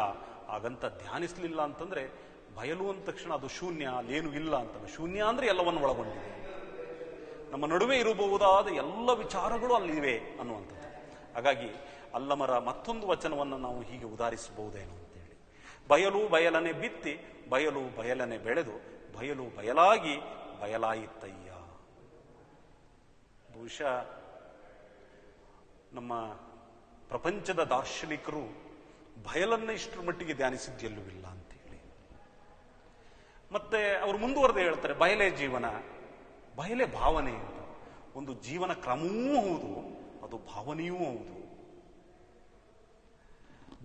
ಬಯಲಾಗ್ಬಿಡೋದು, ಮತ್ತೊಂದು ಅಲ್ಲಿ ಎಲ್ಲವೂ ಉಂಟು ಎಲ್ಲವೂ ಇಲ್ಲ ಅಂತೇಳಿ ಬಯಲಾಗೋದು, ಮತ್ತು ಬಯಲಾಗೋದು. ಬಯಲಾಯಿತಯ್ಯ ಅಂದ್ರೆ ಬಯಲಾಯಿತಯ್ಯ ಅನ್ನುವಲ್ಲೇ ಒಂದು ಹೊಸ ನೋಟವನ್ನು ನಮ್ಮ ಮುಂದೆ ಅವರು ಇಡ್ತಾರೆ ಅನ್ನುವಂಥದ್ದು. ನಿಮ್ಮ ಪೂಜಿಸಿದವರು ಮುನ್ನವೇ ಬಯಲಾದರು ಅಂದ್ರೆ ನಾವು ಬಯಲನ್ನು ನೋಡುವ ನೋಟ ಇದೆಯಲ್ಲ, ಬಯಲನ್ನು ನೋಡುವಾಗಿನ ನೋಟಕ್ಕೆ ನಾನು ನಿಸರ್ಗದ ನಡವಳಿಕೆಗಳನ್ನು ಬಳಸ್ತೇನೆ. ನಮ್ಮ ಬದುಕಿನ ನಿಸರ್ಗದ ನಡವಳಿಕೆಗಳಲ್ಲಿ ನಮ್ಮನ್ನು ನಾವು ಹೇಗೆ ರೂಪುಗೊಳ್ಳುತ್ತೇವೆ ಅನ್ನುವಂಥದ್ದು ಕೂಡ ಆಗಿರ್ತದೆ. ಆ ಕಾರಣಕ್ಕಾಗಿ ಬಹುಶಃ ಅಲ್ಲಮರು ಪ್ರಭುದೇವರು ಬಯಲನೆ ಬಿತ್ತಿ ಬಯಲನೆ ಬೆಳೆದರು ಅನ್ನುವಂಥದ್ದು. ಹಾಗಾಗಿ ಈ ಸಾಂದರ್ಭಿಕವಾದ ವಿಚಾರಗಳನ್ನು ಇಷ್ಟು ಕಡಿಮೆ ಸಮಯದ ಸಂದರ್ಭದೊಳಗೆ ಪ್ರಭುದೇವರ ಸ್ಥಾಯಿ ಭಾವ ಬಯಲನ್ನು ಪ್ರಕಟ ಮಾಡೋದು ಅತ್ಯಂತ ಕಷ್ಟದ ಕೆಲಸ. ಪೂಜ್ಯರ ಇಂಥದ್ದೊಂದು ದೊಡ್ಡ ಸಾಹಸದ ಯಾತ್ರೆಗೆ ಒಂದು ಹೊಸ ನೋಟದ ಪರಿಚಯವನ್ನು ಆಸಕ್ತ ಓದುಗರಿಗೆ ಮತ್ತು ಆಸಕ್ತ ಅರಿವನ್ನು ಅರಸುವ ಜನರಿಗೆ ತೋರಿಸುವ ಈ ನೋಟ ಅತ್ಯಂತ ಮಹತ್ವದ್ದಾಗಿದೆ. ಇಂಥ ಬಯಲ ನೋಟವನ್ನು ಅಲ್ಲಮನ ವಚನದ ಒಳಗ, ಅಲ್ಲಮರ ಬದುಕಿನ ಒಳಗ ಒಂದು ಸ್ಥಾಯಿ ಭಾವವಾಗಿ ನಾವು ನೋಡ್ಲಿಕ್ಕೆ ಸಾಧ್ಯ ಅಂತ ಹೇಳ್ತಾ ತಮ್ಮೆಲ್ಲರಿಗೂ ಕೂಡ ಶರಣಾರ್ಥಿ. ಈಗ ಈ ಕಾರ್ಯಕ್ರಮದ ದಿವ್ಯ ಸಾನ್ನಿಧ್ಯ ವಹಿಸಿರುವ ಪೂಜ್ಯ ಡಾಕ್ಟರ್ ಶ್ರೀ ಬಸವ ಮರುಳಸಿದ್ದ ಸ್ವಾಮೀಜಿ, ಬಸವ ಕೇಂದ್ರ ಶಿವಮೊಗ್ಗ ಹಾಗೂ ಬಸವ ಮಂದಿರ ಚಿಕ್ಕಮಗಳೂರು ಇವರಿಂದ ಆಶೀರ್ವಚನ. ಬಸವಾದಿ ಪ್ರಮುಖರನ್ನು, ವಿಶ್ವದ ಎಲ್ಲ ದಾರ್ಶನಿಕರನ್ನು ಸ್ಮರಿಸಿಕೊಂಡು ಅಂತರ್ಜಾಲದಲ್ಲಿ ನಡೀತಾ ಇರುವಂತಹ ಚಿಂತನ ಕಾರ್ತಿಕ 2020 ಇಂದಿನ ಉಪನ್ಯಾಸವನ್ನು ಶರಣ ರವೀಶ್ ಕ್ಯಾತನಬೀಡು ಅವರು ನಡೆಸಿಕೊಟ್ಟಿದ್ದಾರೆ. ಅವರಲ್ಲಿ ಕಾರ್ಯಕ್ರಮದ ದಾಸೋಹ ಸೇವೆಯನ್ನು ಲಿಂಗೈಕ್ಯ ಶರಣ SG ಕಡೆಮನಿಯವರ ಸ್ಮರಣಾರ್ಥ ಶರಣೆ ರೇಣುಕಮ್ಮ ಕಡೆಮನಿ ಮತ್ತು ಕುಟುಂಬ ವರ್ಗದವರು ಶಿವಮೊಗ್ಗ ಇವರು ನಡೆಸಿಕೊಡ್ತಾ ಇದ್ದಾರೆ. ಅವರಲ್ಲಿ ವಚನ ಗಾಯನವನ್ನು ನೆರವೇರಿಸಿಕೊಟ್ಟಂಥ ಕಲಾವಿದರಲ್ಲಿ, ಬಸವ ಕೇಂದ್ರದ ಅಧ್ಯಕ್ಷರು ಮತ್ತು ಪದಾಧಿಕಾರಿಗಳಲ್ಲಿ, ಅಂತರ್ಜಾಲದ ಮೂಲಕವಾಗಿ ಕಾರ್ಯಕ್ರಮವನ್ನು ವೀಕ್ಷಿಸ್ತಾ ಇರುವಂಥ ತಮ್ಮೆಲ್ಲರಲ್ಲಿ ಶರಣಾರ್ಥಿಗಳು. ಇವತ್ತು ರವೀಶ್ ಕ್ಯಾತನಬೀಡು ಅವರು ಅಲ್ಲಮ ಪ್ರಭುದೇವರ ಸ್ಥಾಯಿ ಭಾವದ ಕುರಿತಾಗಿ ಉಪನ್ಯಾಸವನ್ನು ಮಾಡಿದರು. ಮುಖ್ಯವಾಗಿ ಕಾವ್ಯಮೀಮಾಂಸೆ ಮತ್ತು ಭರತನ ನಾಟ್ಯಶಾಸ್ತ್ರಗಳಲ್ಲಿ ಭಾವಗಳನ್ನು ಎರಡು ರೀತಿಯಾಗಿ ಗುರುತಿಸ್ತಾರೆ. ಒಂದು ಸ್ಥಾಯಿ ಭಾವ, ಮತ್ತೊಂದು ಸಂಚಾರಿ ಭಾವ. ಸ್ಥಾಯಿ ಭಾವ ಅಂತ ಹೇಳಿದರೆ ಮನುಷ್ಯನೊಳಗೆ ಶಾಶ್ವತವಾಗಿ ಇರುವಂಥ ಭಾವಗಳು. ಯಾವುದೇ ಭಾವಗಳು ಬಂದು ಹೋದರೂ, ಎಷ್ಟೆಲ್ಲ ಸಂದರ್ಭಗಳು ಅಲ್ಲಿ ಮನಸ್ಸಿನ ಮೇಲೆ ದಾಳಿಯನ್ನು ಮಾಡಿದರೂ, ಆ ಕ್ಷಣಕ್ಕೆ ಮರೆಯಾಗಿದ್ದರೂ ಶಾಶ್ವತವಾಗಿ ಉಳಿದಿರ್ತಕ್ಕಂಥ ಒಂದಿಷ್ಟು ಭಾವಗಳಿಗೆ ಸ್ಥಾಯಿ ಭಾವಗಳು ಅಂತ ಕರೀತಾ ಹೋಗ್ತಾರೆ. ಇನ್ನು ಕೆಲವೊಂದಿಷ್ಟು ಭಾವಗಳಿದ್ದಾವೆ, ಅವಕ್ಕೆ ಸಂಚಾರಿ ಭಾವ ಅಂತ ಕರೀತಾರೆ ಅಥವಾ ವ್ಯಭಿಚಾರಿ ಅಂತ ಕರೀತಾರೆ. ವ್ಯಭಿಚಾರಿ ಅಂತ ಹೇಳಿದ್ರೆ ಈ ಸ್ಥಾಯಿ ಭಾವಗಳ ಮೇಲೆ ಆಗಾಗ ಬಂದು ಹೋಗ್ತಾ ಇರ್ತವೆ, ಒಂದು ಕಡೆ ಶಾಶ್ವತವಾಗಿ ನಿಲ್ಲುವಂಥ ಭಾವಗಳು ಅಲ್ಲ ಅವು. ಹಾಗಾಗಿ ಅವುಗಳನ್ನು ವ್ಯಭಿಚಾರಿ ಭಾವಗಳು ಅಂತ ಕರೀತಾ ಹೋಗ್ತಾರೆ. ಇದು ಸುಲಭವಾಗಿ ಅರ್ಥ ಆಗಬೇಕು ಅಂತಂದ್ರೆ ಒಂದು ಉದಾಹರಣೆಯನ್ನು ಇಲ್ಲಿ ಕೊಡಬಹುದು. ಒಂದು ಕೊಳ, ಆ ಕೊಳದಲ್ಲಿ ಇರತಕ್ಕಂಥ ನೀರು ಸ್ಥಾಯಿ, ಅದು ನೀರು ಶಾಶ್ವತವಾಗಿರುವಂಥದ್ದು. ಕೊಳ ಅಂತಂದ್ರೆ ನೀರು ಇರಬೇಕಲ್ಲಿ. ಆ ನೀರು ಕೊಳದ ಸ್ಥಾಯಿ ಭಾವವಾದರೆ ಆ ನೀರಿನ ಮೇಲೆ ಮೂಡುವಂಥ ಅಲೆಗಳು ಸಂಚಾರಿ ಭಾವಗಳು. ಆ ಅಲೆಗಳು ಕೊಳದ ಮೇಲೆ ಕಲ್ಲು ಬಿದ್ದಾಗ ಉಂಟಾಗ್ತವೆ. ಮತ್ತೆ ಆ ಕಲ್ಲಿನ ಒಂದು ಶಕ್ತಿ ಪ್ರಯೋಗದ ಒಂದು ಶಕ್ತಿ ವ್ಯಯವಾಗಿ ಹೋಯಿತು ಅಂತ ಹೇಳಿದ್ರೆ ಆ ಅಲೆಗಳು ನಿಂತು ಹೋಗ್ಬಿಡ್ತವೆ. ಅಥವಾ ಜೋರಾದ ಗಾಳಿ ಬೀಸಿದಾಗ ಅಲೆಗಳು ಏಳ್ತವೆ. ಗಾಳಿಯ ತೀವ್ರತೆ ಕಡಿಮೆ ಆದಾಗ ಅಲೆಗಳು ನಿಂತು ಹೋಗ್ತವೆ. ಯಾವುದೋ ಒಂದು ಹಕ್ಕಿ ಆ ಕೊಳದ ಒಳಗಿರ್ತಕ್ಕಂಥ ಮೀನನ್ನು ತಿನ್ನೋದಕ್ಕೆ ಅಂತೇಳಿ ನೀರಿನೊಳಗೆ ಮೇಲಿಂದ ಹಾರಿ ಬಂದು ಮುಳುಗುತ್ತು ಅಂತ ಹೇಳಿದ್ರೆ ಅಲೆಗಳು ಹೇಳ್ತವೆ. ನಂತರದಲ್ಲಿ ಅಲೆಗಳು ಅಡಗಿ ಹೋಗ್ತವೆ. ಈ ಎಲ್ಲಾ ರೀತಿಯಲ್ಲಿ ಮತ್ತೆ ಒಳಗಡೆ ಆ ನೀರಿನ ಒಳಗಡೆ ಇರತಕ್ಕಂಥ ಜಲಚರಗಳು ಜೋರಾಗಿ ಓಡಾಡ್ತಾ ಇದ್ರೆ ನೀರಿನ ಮೇಲ್ಭಾಗದಲ್ಲಿ ಅಲೆಗಳು ಹೇಳ್ತವೆ. ಆದರೆ ನಂತರದಲ್ಲಿ ಅಲೆಗಳು ಅಡಗಿ ಹೋಗ್ತವೆ. ಹೀಗೆ ಅಲೆಗಳು ಅವು ಸಂಚಾರಿ, ಅವು ವ್ಯಭಿಚಾರಿ ಭಾವಗಳಿದ್ದ ಹಾಗೆ. ಅವುಗಳು ನೀರಿನ ಕಾರಣಕ್ಕೆ ಆ ನೀರು ಇರೋದಕ್ಕೋಸ್ಕರವಾಗಿ ಅಲೆಗಳು ಬಂದು ಹೋಗಿ ಮಾಡ್ತಾ ಇರ್ತವೆ. ಆದರೆ ಶಾಶ್ವತವಾಗಿ ಇರುವಂತಹ ಒಂದು ಗುಣ ಯಾವುದು ಅಂತ ಹೇಳಿದ್ರೆ ಕೊಳದಲ್ಲಿ ನೀರು. ಆ ನೀರು ಇರೋದ್ರಿಂದ ಇವೆಲ್ಲವೂ ಕೂಡ ಬರೋದು ಹೋಗೋದು ಇರ್ತವೆ. ಅದೇ ರೀತಿಯಲ್ಲಿ ಪ್ರತಿಯೊಬ್ಬ ಮನುಷ್ಯನಲ್ಲಿಯೂ ಕೂಡ ಒಂದಿಷ್ಟು ಶಾಶ್ವತವಾಗಿರ್ತಕ್ಕಂಥ ಗುಣಗಳು, ಭಾವಗಳು, ಮತ್ತೊಂದಿಷ್ಟು ಸಂಚಾರಿ ಭಾವಗಳು ಇರತಕ್ಕಂಥದ್ದನ್ನು ನಾವು ಕಾಣ್ತೇವೆ. ಈ ಇಷ್ಟು ಹಿನ್ನೆಲೆಯನ್ನು ಇಟ್ಟುಕೊಂಡು ನಾವು ಗಮನಿಸೋದಾದ್ರೆ ಕಾವ್ಯ ಮೀಮಾಂಸೆಕಾರರು ಮತ್ತು ರಸ ಸಿದ್ಧಾಂತವನ್ನ ಹೇಳುವಂತ ಭರತನಂತವರು ಮನುಷ್ಯನಲ್ಲಿರ್ತಕ್ಕಂಥ ಸ್ಥಾಯಿ ಭಾವಗಳನ್ನ ಈ ರೀತಿಯಾಗಿ ಗುರುತಿಸ್ತಾರೆ. ಪ್ರೀತಿ, ಹಾಸ್ಯ, ಶೋಕ, ಕ್ರೋಧ, ಉತ್ಸಾಹ, ಭಯ, ಅಸಹ್ಯ, ಆಶ್ಚರ್ಯ, ಶಾಂತಿ ಅಂತೇಳಿ ಇವುಗಳನ್ನು 9 ಗುಣಗಳನ್ನ, ಭಾವಗಳನ್ನ ಸ್ಥಾಯಿ ಭಾವಗಳು ಅಂತ ಕರೀತಾ ಹೋಗ್ತಾರೆ. ಈ ಸ್ಥಾಯಿ ಭಾವಗಳು ಎಲ್ಲವೂ ಕೂಡ ಒಬ್ಬ ಮನುಷ್ಯನಲ್ಲಿ ಇರಬೇಕು ಅಂತ ಏನಿಲ್ಲ. ಕೆಲವೊಬ್ಬ ಮನುಷ್ಯನ ವ್ಯಕ್ತಿತ್ವದಲ್ಲಿ ಕೆಲವೊಂದು ಗುಣಗಳು ಸ್ಥಾಯಿಯಾಗಿರ್ತವೆ. ಇನ್ನುಳಿದಿರ್ತಕ್ಕಂಥ ಆ ಭಾವಗಳು, ಗುಣಗಳು ಅವು ಆಗಾಗ ಬಂದು ಹೋಗಿ ಮಾಡ್ತಾ ಇರ್ತಕ್ಕಂಥದ್ದು ನಾವು ಕಾಣ್ತೇವೆ. ಈ ಒಂದು ಸ್ಥಾಯಿ ಭಾವಗಳನ್ನ ಆಧಾರವಾಗಿಟ್ಟುಕೊಂಡು ಒಂದು 33 ಸಂಚಾರಿ ಭಾವಗಳನ್ನ ಅಲ್ಲಿ ಮೀಮಾಂಸಕರು ಗುರುತಿಸ್ತಾರೆ. ಅದರಲ್ಲಿ ಉದಾಹರಣೆಗೆ ಬಳಲಿಕೆ, ಬೇಸರಿಕೆ, ಅಶಾಂತಿ, ಅಸೂಯೆ, ಮದ, ಈ ತರದಲ್ಲಿರ್ತಕ್ಕಂಥವು ಇವು ಸಂಚಾರಿ ಭಾವಗಳು. ಇವೆಲ್ಲವೂ ಕೂಡ ಶಾಶ್ವತವಾಗಿರುವಂಥವಲ್ಲ. ಇವುಗಳು ಆಗಾಗ ಬಂದು ಹೊರಗಿನ ಪ್ರಚೋದನೆಗಳಿಗೆ ಅನುಗುಣವಾಗಿ ನಮ್ಮ ವ್ಯಕ್ತಿತ್ವದ ಭಾಗವಾಗಿ ಬಂದು ಹೋಗುವಂತ ಗುಣಗಳಾಗಿರೋದ್ರಿಂದ ಇವುಗಳನ್ನು ಸಂಚಾರಿ ಭಾವಗಳು, ವ್ಯಭಿಚಾರಿ ಭಾವಗಳು ಅನ್ನುವಂತ ಹೆಸರಿಟ್ಟು ಕರ್ಕೊಂಡಿದ್ದಾರೆ. ಇಷ್ಟು ಹಿನ್ನೆಲೆಯನ್ನು ಇಟ್ಟುಕೊಂಡು ನಾವು ಯೋಚನೆ ಮಾಡ್ತಾ ಹೋದಾಗ ಅಲ್ಲಮ ಪ್ರಭುದೇವರ ಸ್ಥಾಯಿ ಭಾವ ಯಾವುದು? ಹಾಗಾದ್ರೆ ಅಲ್ಲಮ ಪ್ರಭುದೇವರಲ್ಲಿ ಸ್ಥಾಯಿಯಾಗಿ ಉಳಿದಿರತಕ್ಕಂಥ ಒಂದು ಗುಣ ಯಾವುದು? ಹಾಗಾದ್ರೆ ನಾವು ಇದನ್ನ ಗಂಭೀರವಾಗಿ ಯೋಚನೆ ಮಾಡ್ತಾ ಹೋದಾಗ ಅಲ್ಲಮ ಪ್ರಭುದೇವರಲ್ಲಿ ಸ್ಥಾಯಿಯಾಗಿ ಉಳಿದಿರತಕ್ಕಂಥ ಹಲವಾರು ಗುಣಗಳನ್ನು ಪಟ್ಟಿ ಮಾಡೋದಕ್ಕೆ ಸಾಧ್ಯವಾಗ್ತದೆ. ಆದರೆ ಬಹಳ ಮುಖ್ಯವಾಗಿ ಪ್ರಭುದೇವರು ಅಲ್ಲಮ ಅನ್ನುವಂಥ ಒಬ್ಬ ವ್ಯಕ್ತಿ ಅಲ್ಲಮ ಪ್ರಭುದೇವರಾಗೋದಕ್ಕೆ ರೂಪುಗೊಳ್ಳೋದಕ್ಕೆ ಕಾರಣವಾದಂಥ ಒಂದು ಸ್ಥಾಯಿ ಭಾವ ಯಾವುದು ಅಂತ ಹೇಳಿದ್ರೆ ಪ್ರೀತಿ ಅನ್ನುವಂಥ ಸ್ಥಾಯಿ ಭಾವ. ಆ ಪ್ರೀತಿ ಅನ್ನುವಂಥ ಸ್ಥಾಯಿ ಭಾವ ಇರೋದ್ರಿಂದ ಅಲ್ಲಮ ಪ್ರಭುದೇವರಲ್ಲಿ ಒಂದು ರೀತಿಯಾಗಿರ್ತಕ್ಕಂಥ ತುಡಿತ, ಒಂದು ರೀತಿಯಾಗಿರ್ತಕ್ಕಂಥ ಚಲನಶೀಲತೆ, ಒಂದು ರೀತಿಯಾಗಿರ್ತಕ್ಕಂಥ ಸಾಧಕರನ್ನ ಭೇಟಿಯಾಗಿ ಅವರನ್ನ ಜಂಕಿಸುವಂತ, ಅವರನ್ನ ಕೆರಳುವಂತೆ ಮಾಡುವಂತಹ, ಅವರ ಜೊತೆಯಲ್ಲಿ ಒಡನಾಟವನ್ನು ಇಟ್ಟುಕೊಂಡು ಅವರಿಗೆ ಸರಿಯಾದ ದಾರಿಯಲ್ಲಿ ಕ್ರಮಿಸುವಂತೆ ಉಪದೇಶ ಮಾಡುವಂತಹ ಗುಣ ಸ್ವಭಾವಗಳೆಲ್ಲವೂ ಬೆಳ್ಕೊಂಡು ಬಂದಿರತಕ್ಕಂಥದ್ದನ್ನ ನಾವು ಕಾಣ್ತೇವೆ. ಅಲ್ಲಮ ಪ್ರಭುದೇವರ ಸ್ಥಾಯಿ ಭಾವ ಪ್ರೇಮ ಹೆಂಗಿದೆ ಅಂತಂದ್ರೆ ಅದು ಬಯಲಿನ ಕಡೆಗಿರ್ತಕ್ಕಂಥ ಪ್ರೇಮ. ಬಯಲನ್ನ ಬಯಸಿ ಸಾಧನೆಯ ಮಾರ್ಗದಲ್ಲಿ ಸಾಗ್ತಾ ಇರುವಂತ ಸಾಧಕರ ಬಗ್ಗೆ ಇರತಕ್ಕಂಥ ಪ್ರೇಮ. ಆ ಪ್ರೇಮದ ಕಾರಣಕ್ಕೋಸ್ಕರವಾಗಿ ಅಲ್ಲಮ ಪ್ರಭುದೇವರಿಗೆ ಕೋಪ ಬರುತ್ತೆ. ಆ ಪ್ರೇಮದ ಕಾರಣಕ್ಕೋಸ್ಕರವಾಗಿ ಅಲ್ಲಮ ಪ್ರಭುದೇವರಿಗೆ ರೋಷ ಬರುತ್ತೆ.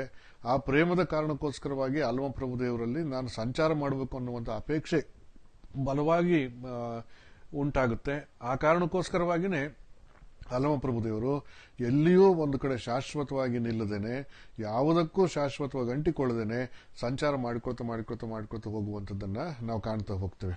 ಆ ಹಿನ್ನೆಲೆಯಲ್ಲಿ ಇಷ್ಟನ್ನ ನಾವು ಯೋಚನೆ ಮಾಡ್ತಾ ಇರಬೇಕಾದ್ರೆ ಅಲ್ಲಮ ಪ್ರಭುದೇವರು ಗೊಗ್ಗೈನನ್ನ ಭೇಟಿಯಾಗಿದ್ದು, ಅಲ್ಲಮ ಪ್ರಭುದೇವರು ಮುಕ್ತಾಯಕರನ್ನ ಭೇಟಿಯಾಗಿದ್ದು, ಅಲ್ಲಮ ಪ್ರಭುದೇವರು ಗೋರಖನಾಥನನ್ನ ಭೇಟಿಯಾಗಿದ್ದು, ಅಲ್ಲಮ ಪ್ರಭುದೇವರು ಸಿದ್ದರಾಮೇಶ್ವರರನ್ನ ಭೇಟಿಯಾಗಿದ್ದು, ಈ ಎಲ್ಲ ಭೇಟಿಯ ಹಿನ್ನೆಲೆಯಲ್ಲಿ ಇರತಕ್ಕಂಥ ಉದ್ದೇಶ ಒಂದೇ, ಅವರ ಸಾಧನೆಯೊಳಗಿರ್ತಕ್ಕಂಥ ಅರೆಕೊರೆಗಳನ್ನು ತಿದ್ದಬೇಕು, ಬಯಲಿನಡೆಗೆ ಸಾಗುವಂತೆ ಅವರನ್ನು ಪ್ರೇರೇಪಿಸಬೇಕು ಅನ್ನುವಂಥ ಹಂಬಲ. ಆ ಹಂಬಲಕ್ಕೆ ಕಾರಣವಾದಂಥ ಅಲ್ಲಮ ಪ್ರಭುದೇವರ ಸ್ಥಾಯಿ ಗುಣ ಪ್ರೇಮ.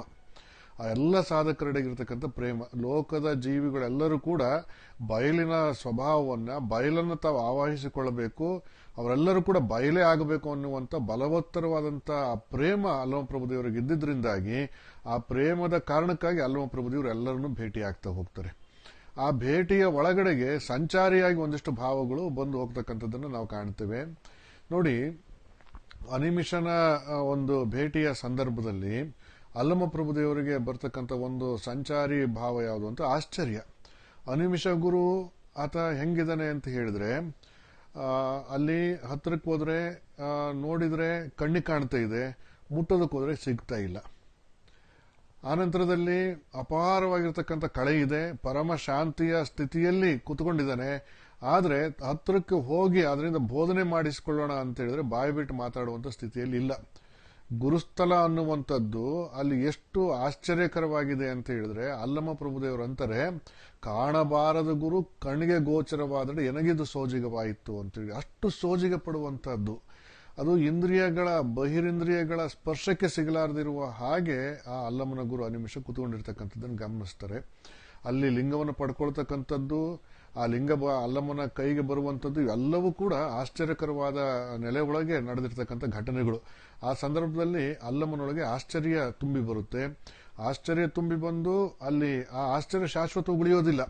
ತಾನು ಅನಿಮಿಷನ ಲಿಂಗವನ್ನು ಅವಗ್ರಹಿಸಿಕೊಂಡ ಮೇಲೆ, ತಂಗವಿಸಿಕೊಂಡ ಮೇಲೆ ಅಲ್ಲಮ ಪ್ರಭುದೇವರು ಶಿವನ ಮದಕರಿಯಾಗಿ ಆ ಲಿಂಗವನ್ನು ಹೊಂದಿರೋದ್ರಿಂದ ಲಿಂಗವಂತನಾಗಿ ನಡ್ಕೊಳ್ತಾ ತನ್ನಂತೆ ಇರುವಂತಹ ಸಾಧಕರಿಗೆ ನಾನು ತಿಳಿಸಿಕೊಡ್ಬೇಕು ಈ ಎಲ್ಲ ಸಂಗತಿಗಳನ್ನ ಅನ್ನುವಂತ ಪರಮ ಪ್ರೇಮದ ಹಂಬಲವನ್ನು ಇಟ್ಟುಕೊಂಡು ಸಂಚಾರಿ ಮಾಡಿಕೊಳ್ತಾ ಹೋಗ್ತಾರೆ.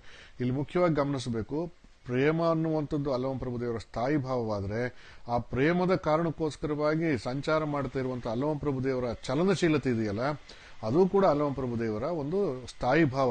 ಎಲ್ಲಿಯೂ ನಿಲ್ಲದೆ ಚಲಿಸುವಂಥದ್ದು ಅಲ್ಲಮ ಪ್ರಭುದೇವರ ಸ್ಥಾಯಿ ಭಾವ. ಯಾವುದಕ್ಕೂ ಅಂಟಿಕೊಳ್ಳಲಾರದಂತೆ ಒಳಗೊಳ್ಳುವ ಮತ್ತು ಬಿಡುಗಡೆ ಹೊಂದುವ ಒಂದು ಗುಣ ಇದೆಯಲ್ಲ, ಅದು ಕೂಡ ಅಲ್ಲಮ ಪ್ರಭುದೇವರ ಸ್ಥಾಯಿ ಭಾವ. ಹೀಗೆ ಅಲ್ಲಿ ಗೋರಕ್ಷಣ ಬಳಿ ಆ ತರದ ಆಶ್ಚರ್ಯವನ್ನು ವ್ಯಕ್ತಪಡಿಸಿದರೆ, ನಮ್ಮ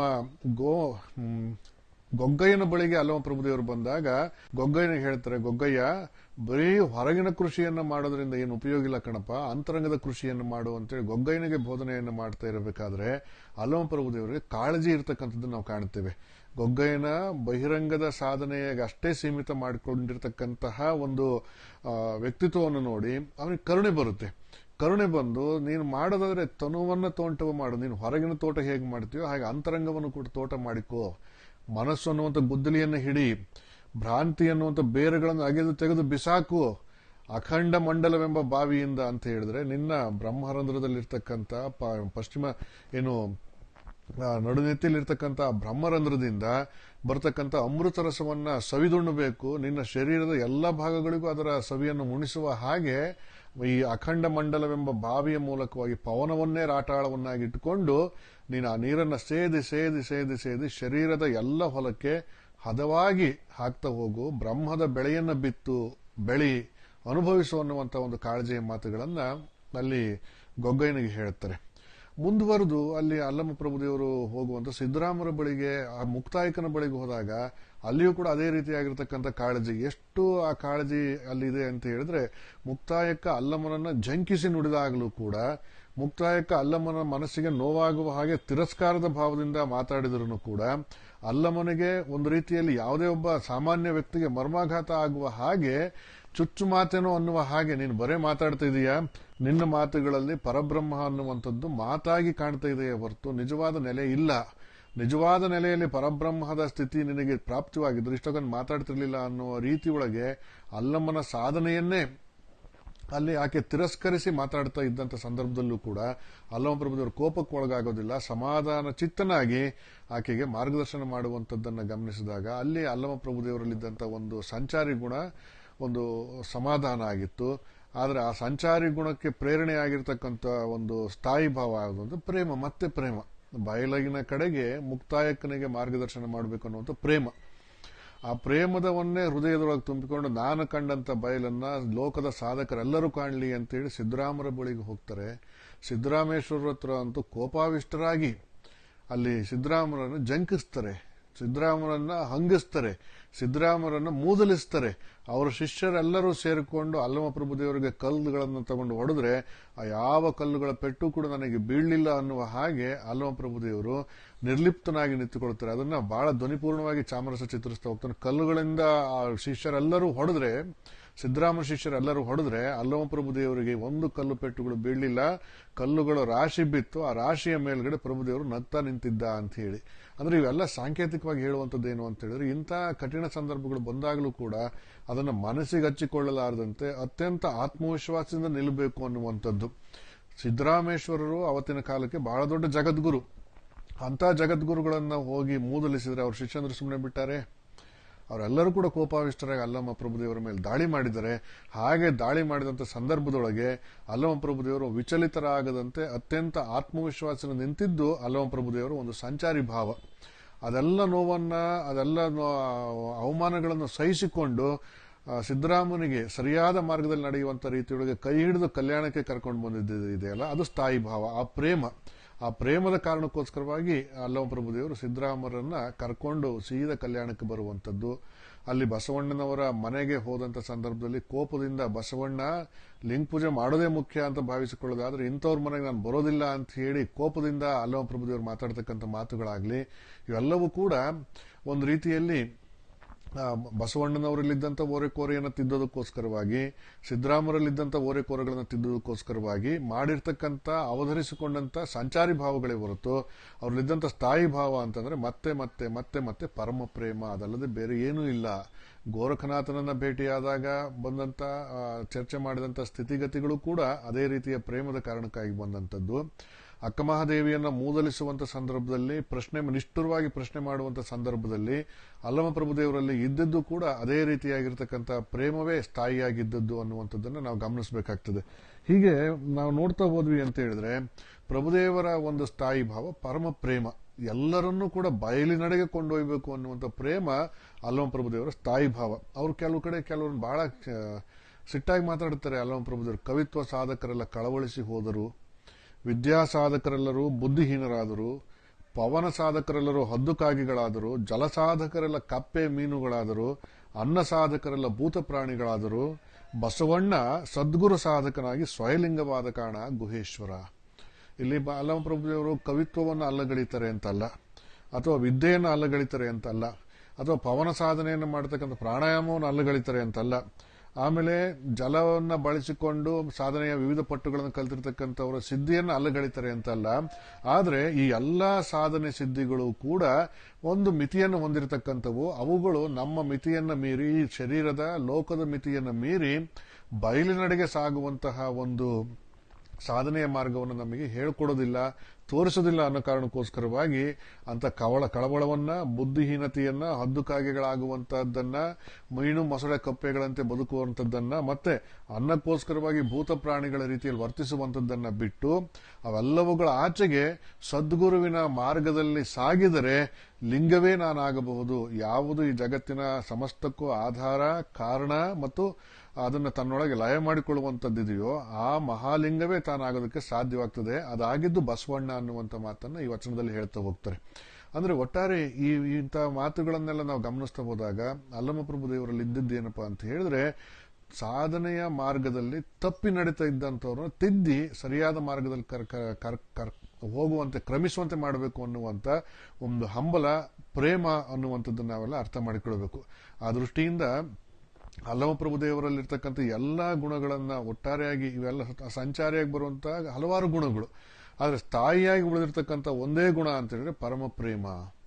ಅದ್ರ ಜೊತೆಯಲ್ಲಿ ಇನ್ನೊಂದು ಸ್ಥಾಯಿ ಭಾವ ಯಾವುದಪ್ಪ ಅಲ್ಲಮ ಪ್ರಭುದೇವರದು ಅಂತ ನಿರಂತರವಾದ ಚಲನಶೀಲತೆ, ಎಲ್ಲಿಯೂ ನಿಲ್ಲದಂತೆ ಶಾಶ್ವತವಾಗಿ ಎಲ್ಲಿಯಾದರೂ ನಿಂತ್ವಿ ಅಂತ ಹೇಳಿದ್ರೆ ಆ ನಿಂತ ಕ್ಷಣವೇ ಕೊಳೆಯೋದಕ್ಕೆ ಪ್ರಾರಂಭ ಆಗುತ್ತೆ. ಆ ನಿಂತ ಕ್ಷಣವೇ ನಾಶದ ಒಂದು ಆರಂಭ ಅಂತ ಹೇಳಿ ಅಲ್ಲಮ ಪ್ರಭುದೇವರಿಗೆ ಆ ಪ್ರಜ್ಞೆ ಗೊತ್ತಿತ್ತು.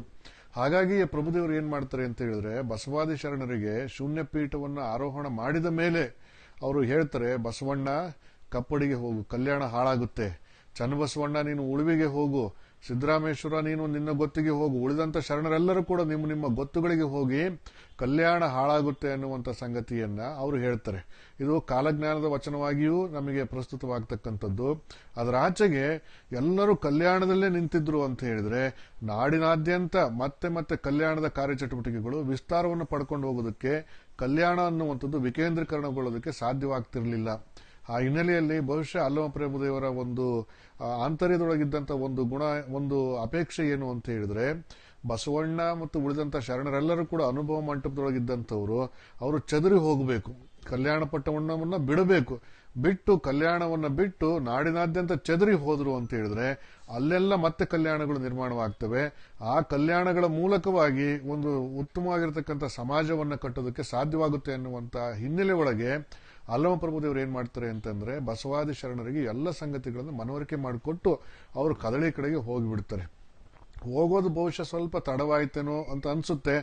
ಆದ್ರೆ ಅಲ್ಲಮನವರು ಹೇಳಿರ್ತಕ್ಕಂಥ ಮಾತು ನಿಜವಾಗಿಬಿಡುತ್ತೆ, ಕಲ್ಯಾಣ ಹಾಳಾಗ್ಬಿಡುತ್ತೆ. ಕಲ್ಯಾಣ ಹಾಳಾಗುತ್ತೆ. ಆದ್ರೆ ಕಲ್ಯಾಣ ಹಾಳಾಯಿತು ಅಂತ ನಾವು ಯಾರು ಕೂಡ ಒಂದು ದುಃಖ ಪಡುವಂತ ಸಂಗತಿ ಅಲ್ಲ.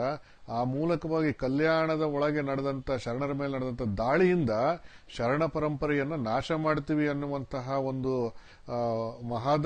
ಮಹದುದ್ದೇಶ ಅಂತೇಳಿ ಭಾವಿಸಿಕೊಂಡಿರ್ತಕ್ಕಂಥ ಎಲ್ಲ ಪರವಾದಿಗಳಿಗೆ ಒಂದು ಉತ್ತರವಾಗಿ ಒಂದು ಸಂಭವಿಸತಕ್ಕಂಥ ಒಂದು ದೊಡ್ಡ ಸಕಾರಾತ್ಮಕವಾದ ಸಂಗತಿ ಏನಪ್ಪಾ ಅಂತ ಹೇಳಿದ್ರೆ, ಹಾಳಾಗಿದ್ದು ಕಲ್ಯಾಣ ಪಟ್ಟಣ ಮಾತ್ರ, ಆದ್ರೆ ಕಲ್ಯಾಣದ ಆಶಯಗಳೆಲ್ಲವೂ ಕೂಡ ನಾಡಿನಾದ್ಯಂತ ಚದುರಿ ಹೋಗಿ ಕಲ್ಯಾಣ ಅನ್ನೋದು ವಿಕೇಂದ್ರೀಕರಣವಾಯಿತು. ಮತ್ತೆ ಎಲ್ಲಾ ಕಡೆಗೂ ಎಲ್ಲೆಲ್ಲಿ ಶರಣರು ಹೋಗಿ ನೆಲೆಸಿದ್ರು ಅಲ್ಲೆಲ್ಲ ಕಲ್ಯಾಣಗಳು ನಿರ್ಮಾಣ ಆದವು ಅನ್ನುವಂಥದ್ದನ್ನ ಗಮನಿಸಬೇಕು ನಾವೆಲ್ಲ.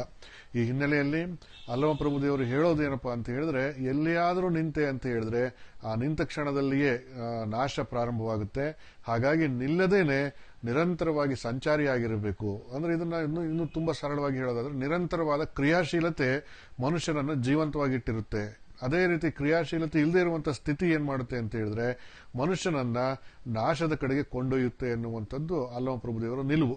ಹಾಗಾಗಿನೇ ಪ್ರಭುದೇವರ ಒಂದು ಜೀವನವನ್ನ ಅವ್ರ ಕುರಿತಾಗಿ ಬಂದಂತ ಕಾವ್ಯಗಳಲ್ಲಾಗಲಿ, ಅವ್ರ ಕುರಿತಾಗಿ ಬಂದಿರತಕ್ಕಂಥ ಪುರಾಣಗಳಲ್ಲಾಗ್ಲಿ, ಶೂನ್ಯ ಸಂಪಾದನೆಗಳಲ್ಲಾಗ್ಲಿ, ಅಥವಾ ಪ್ರಭುದೇವರನ್ನ ಹಿನ್ನೆಲೆಯಾಗಿಟ್ಟುಕೊಂಡು ರಚನೆ ಆಗಿರ್ತಕ್ಕಂಥ ಇತರ ಯಾವುದೇ ಕೃತಿಗಳಲ್ಲಾಗ್ಲಿ ನಾವು ಪ್ರಭುದೇವರ ವ್ಯಕ್ತಿತ್ವವನ್ನು ಗಮನಿಸ್ತಾ ಹೋದ್ವಿ ಒಟ್ಟಾರೆಯಾಗಿ ಅಂತ ಹೇಳಿದ್ರೆ ಅಲ್ಲಿ ಕಂಡು ಬರುವಂತದ್ದು ನಿರಂತರವಾದ ಚಲನಶೀಲತೆ, ಆ ಚಲನಶೀಲತೆಗೆ ಕಾರಣವಾಗಿರ್ತಕ್ಕಂಥ ಪರಮ ಪ್ರೇಮ, ಇವೆರಡು ಸಂಗತಿಗಳು. ಮತ್ತೆ ಬಯಲು, ಎಲ್ಲರನ್ನು ಬಯಲಿಗೆ ಕೊಂಡೊಯ್ಯಬೇಕು ಅನ್ನುವಂಥದ್ದು. ಬಯಲು ಹೇಗೆ ಯಾವುದರಿಂದಲೂ ಬಾಧೆಗೆ ಒಳಗಾಗದೇ ಇದೆಯೋ ಅದೇ ರೀತಿಯಲ್ಲಿ ತಾನು ಭೇಟಿಯಾದ ಯಾವ ಸಾಧಕನಿಂದನೂ ಕೂಡ ಏನಾದರೂ ಆ ತರದ ತೊಂದರೆಗಳು, ಆ ತರದ ಅವಮಾನಕರವಾಗಿರ್ತಕ್ಕಂಥ ಘಟನೆಗಳು ಸಂಭವಿಸಿದ್ರೆ ಅವೆಲ್ಲವನ್ನು ಕೂಡ ಬಯಲಿನ ಹಾಗೆ ನಿರ್ಲಿಪ್ತವಾಗಿ ಸ್ವೀಕರಿಸುವಂತ ದೊಡ್ಡ ಗುಣ. ಈ ಮೂರು ಸಂಗತಿಗಳು, ಪ್ರೇಮ, ಚಲನಶೀಲತೆ ಅಂದ್ರೆ ಜಂಗಮತ್ವ ಮತ್ತು ಬಯಲತ್ವ, ಇವೆಲ್ಲ ಈ ಮೂರು ಅಲ್ಲಮ ಪ್ರಭುದೇವರಲ್ಲಿ ಇರ್ತಕ್ಕಂಥ ಸ್ಥಾಯಿ ಭಾವಗಳು ಅನ್ನುವಂಥದ್ದನ್ನ ಈ ಸಂದರ್ಭದಲ್ಲಿ ನಾವೆಲ್ಲ ಅರ್ಥ ಮಾಡಿಕೊಂಡು ಅಂತಹ ಒಂದು ಎಲ್ಲರನ್ನೂ ಒಳಗೊಂಡು ಯಾವುದಕ್ಕೂ ಅಂಟಿಕೊಳ್ಳಲಾರದೆ ಎಲ್ಲದನ್ನೂ ಮೀರಿ ಬೆಳೆಯುವಂತಹ ಒಂದು ಗುಣ ಅಲ್ಲಮ ಪ್ರಭುದೇವರ ಪ್ರೇರಣೆಯಿಂದ ನಿಮಗೆಲ್ಲರಿಗೂ ಕೂಡ ಪ್ರಾಪ್ತಿಯಾಗಲಿ ಅನ್ನುವಂಥ ಆಶಯವನ್ನ ಈ ಸಂದರ್ಭದಲ್ಲಿ ವ್ಯಕ್ತಪಡಿಸಿ, ರವೀಶ್ ಕ್ಯಾತನಬೀಡು ಅವರು ಈ ಕುರಿತಾಗಿ ಒಳ್ಳೆ ಉಪನ್ಯಾಸವನ್ನ ಅವರದೇ ಆಗಿರ್ತಕ್ಕಂಥ ಚಿಂತನೆಗಳನ್ನ ನಮ್ಮ ಜೊತೆಲಿ ಹಂಚಿಕೊಂಡಿದ್ದಾರೆ. ಅವರಿಗೆ ಮತ್ತು ಇವತ್ತಿನ ಕಾರ್ಯಕ್ರಮದ ದಾಸೋಹ ಸೇವೆಯನ್ನ ಶರಣ ಲಿಂಗೈಕ್ಯ SG ಕಡೆಮನಿ ಅವರ ಸ್ಮರಣಾರ್ಥವಾಗಿ ಅವರ ಶ್ರೀಮತಿಯವರಾದಂಥ ಶರಣೆ ರೇಣುಕಮ್ಮ ಕಡೆಮನಿ ಮತ್ತು ಮಕ್ಕಳು ಅವರು ವಹಿಸಿಕೊಂಡು ಈ ಕಾರ್ಯಕ್ರಮದ ದಾಸೋಹ ಸೇವೆಯನ್ನು ನಡೆಸಿಕೊಟ್ಟಿದ್ದಾರೆ. ಅವರಿಗೆ ಮತ್ತು ಅಂತರ್ಜಾಲದ ಮೂಲಕವಾಗಿ ಕಾರ್ಯಕ್ರಮವನ್ನು ವೀಕ್ಷಿಸ್ತಾ ಇರುವಂತಹ ತಮ್ಮೆಲ್ಲರಿಗೆ ಶುಭವನ್ನು ಹಾರೈಸಿ ಮಾತುಗಳು ವಿರಾಮ ಕೊಡ್ತೇವೆ. ಶರಣಾರ್ಥಿಗಳು. ಈಗ ವಚನ ಮಂಗಳ ಶಿವಮೊಗ್ಗದ ಅಕ್ಕನ ಬಳಗದ ಕಲಾವಿದರಾದ ನಾಗರತ್ನ ಮತ್ತು ಸಂಗಡಿಗರಿಂದ. ನಿಮ್ಮ ಶರಣರಿಗೆ ಶರಣೆಂಬುದ ಕರುಣಿಸು ಕೂಡಲ ಸಂಗಮ ದೇವ, ನಿಮ್ಮ ಶರಣರಿಗೆ ಶರಣೆಂಬುದ ಕರುಣಿಸು ಕೂಡಲ ಸಂಗಮ ದೇವ, ನಿಮ್ಮ ಶರಣರಿಗೆ ಶರಣೆಂಬುದ ಕರುಣಿಸು ಕೂಡಲ ಸಂಗಮ ದೇವ. ನಾದ ಪ್ರಿಯ ಶಿವನೆಂಬರು ನಾದ ಪ್ರಿಯ ಶಿವನಲ್ಲವಯ್ಯ, ವೇದ ಪ್ರಿಯ ಶಿವನೆಂಬರು ವೇದ ಪ್ರಿಯ ಶಿವನಲ್ಲವಯ್ಯ, ನಾದ ಪ್ರಿಯ ಶಿವನೆಂಬರು ನಾದ ಪ್ರಿಯ ಶಿವನಲ್ಲವಯ್ಯ, ವೇದ ಪ್ರಿಯ ಶಿವನೆಂಬರು ವೇದ ಪ್ರಿಯ ಶಿವನಲ್ಲವಯ್ಯ. ನಾದವ ಮಾಡಿದ ರಾವಣಂಗೆ ಅರೆ ಆಯುಷವಾಯಿತು, ವೇದವನೋದಿದ ಬ್ರಹ್ಮನ ಶಿರವೂ ಹೋಯಿತು. ನಾದ ಪ್ರಿಯನೂ ಅಲ್ಲ ನಾದ ಪ್ರಿಯನೂ ಅಲ್ಲ ವೇದ ಪ್ರಿಯನೂ ಅಲ್ಲ ಭಕ್ತಿ ಪ್ರಿಯ ನಮ್ಮ ಕೂಡಲ ಸಂಗಮ ದೇವ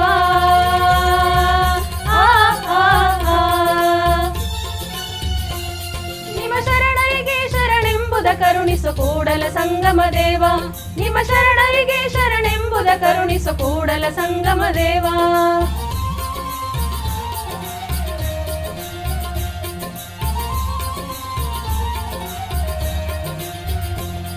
ಎನ್ನ ಕಾಯವ ದಂಡಿಗೆಯ ಮಾಡಯ್ಯ ಎನ್ನ ಶಿರವ ಸೋರೆಯ ಮಾಡಯ್ಯ ಎನ್ನ ನರವ ತಂತಿಯ ಮಾಡಯ್ಯ ಎನ್ನ ಬೆರಳ ಕಡ್ಡಿಯ ಮಾಡಯ್ಯ ಎನ್ನ ಕಾಯವ ದಂಡಿಗೆಯ ಮಾಡಯ್ಯ ಎನ್ನ ಶಿರವ ಸೋರೆಯ ಮಾಡಯ್ಯ ಎನ್ನ ನರವ ತಂತಿಯ ಮಾಡಯ್ಯ ಎನ್ನ ಬೆರಳ ಕಡ್ಡಿಯ ಮಾಡಯ್ಯ ಭಕ್ತಿ ಸರಾಗವ ಪಾಡಯ್ಯ ಪುರದ ಭಕ್ತಿ ಬಾಧಿಸು ಕೂಡಲ ಸಂಗಮ ದೇವ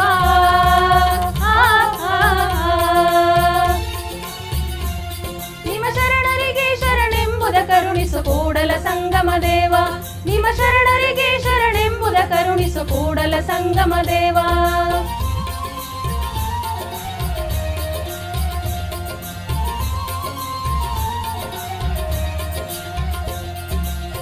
ಅತ್ತಲಿತ್ತ ಹೋಗದಂತೆ ಹೆಳವನ ಮಾಡಯ್ಯ ತಂದೆ ಸುತ್ತಿ ಸುಳಿದು ನೋಡದಂತೆ ಅಂಧಕನ ಮಾಡಯ್ಯ ತಂದೆ ಮತ್ತೊಂದ ಕೇಳದಂತೆ ಕಿವುಡನ ಮಾಡಯ್ಯ ತಂದೆ ಅತ್ತಲಿತ್ತ ಹೋಗದಂತೆ ಹೆಳವನ ಮಾಡಯ್ಯ ತಂದೆ ಸುತ್ತಿ ಸುಳಿದು ನೋಡದಂತೆ ಅಂಧಕನ ಮಾಡಯ್ಯ ತಂದೆ ಮತ್ತೊಂದ ಕೇಳದಂತೆ ಕಿವುಡನ ಮಾಡಯ್ಯ ತಂದೆ ನಿಮ್ಮ ಶರಣರ ಪಾದವಲ್ಲದೆ ಅನ್ಯ ವಿಷಯ ಕೇಳಿಸದಂತೆ ಇರಿಸೋ ಕೂಡಲ ಸಂಗಮ ದೇವ ಕೂಡಲ ಸಂಗಮ ದೇವ ಕೂಡಲ ಸಂಗಮ ದೇವ ಕೂಡಲ ಸಂಗಮ ದೇವ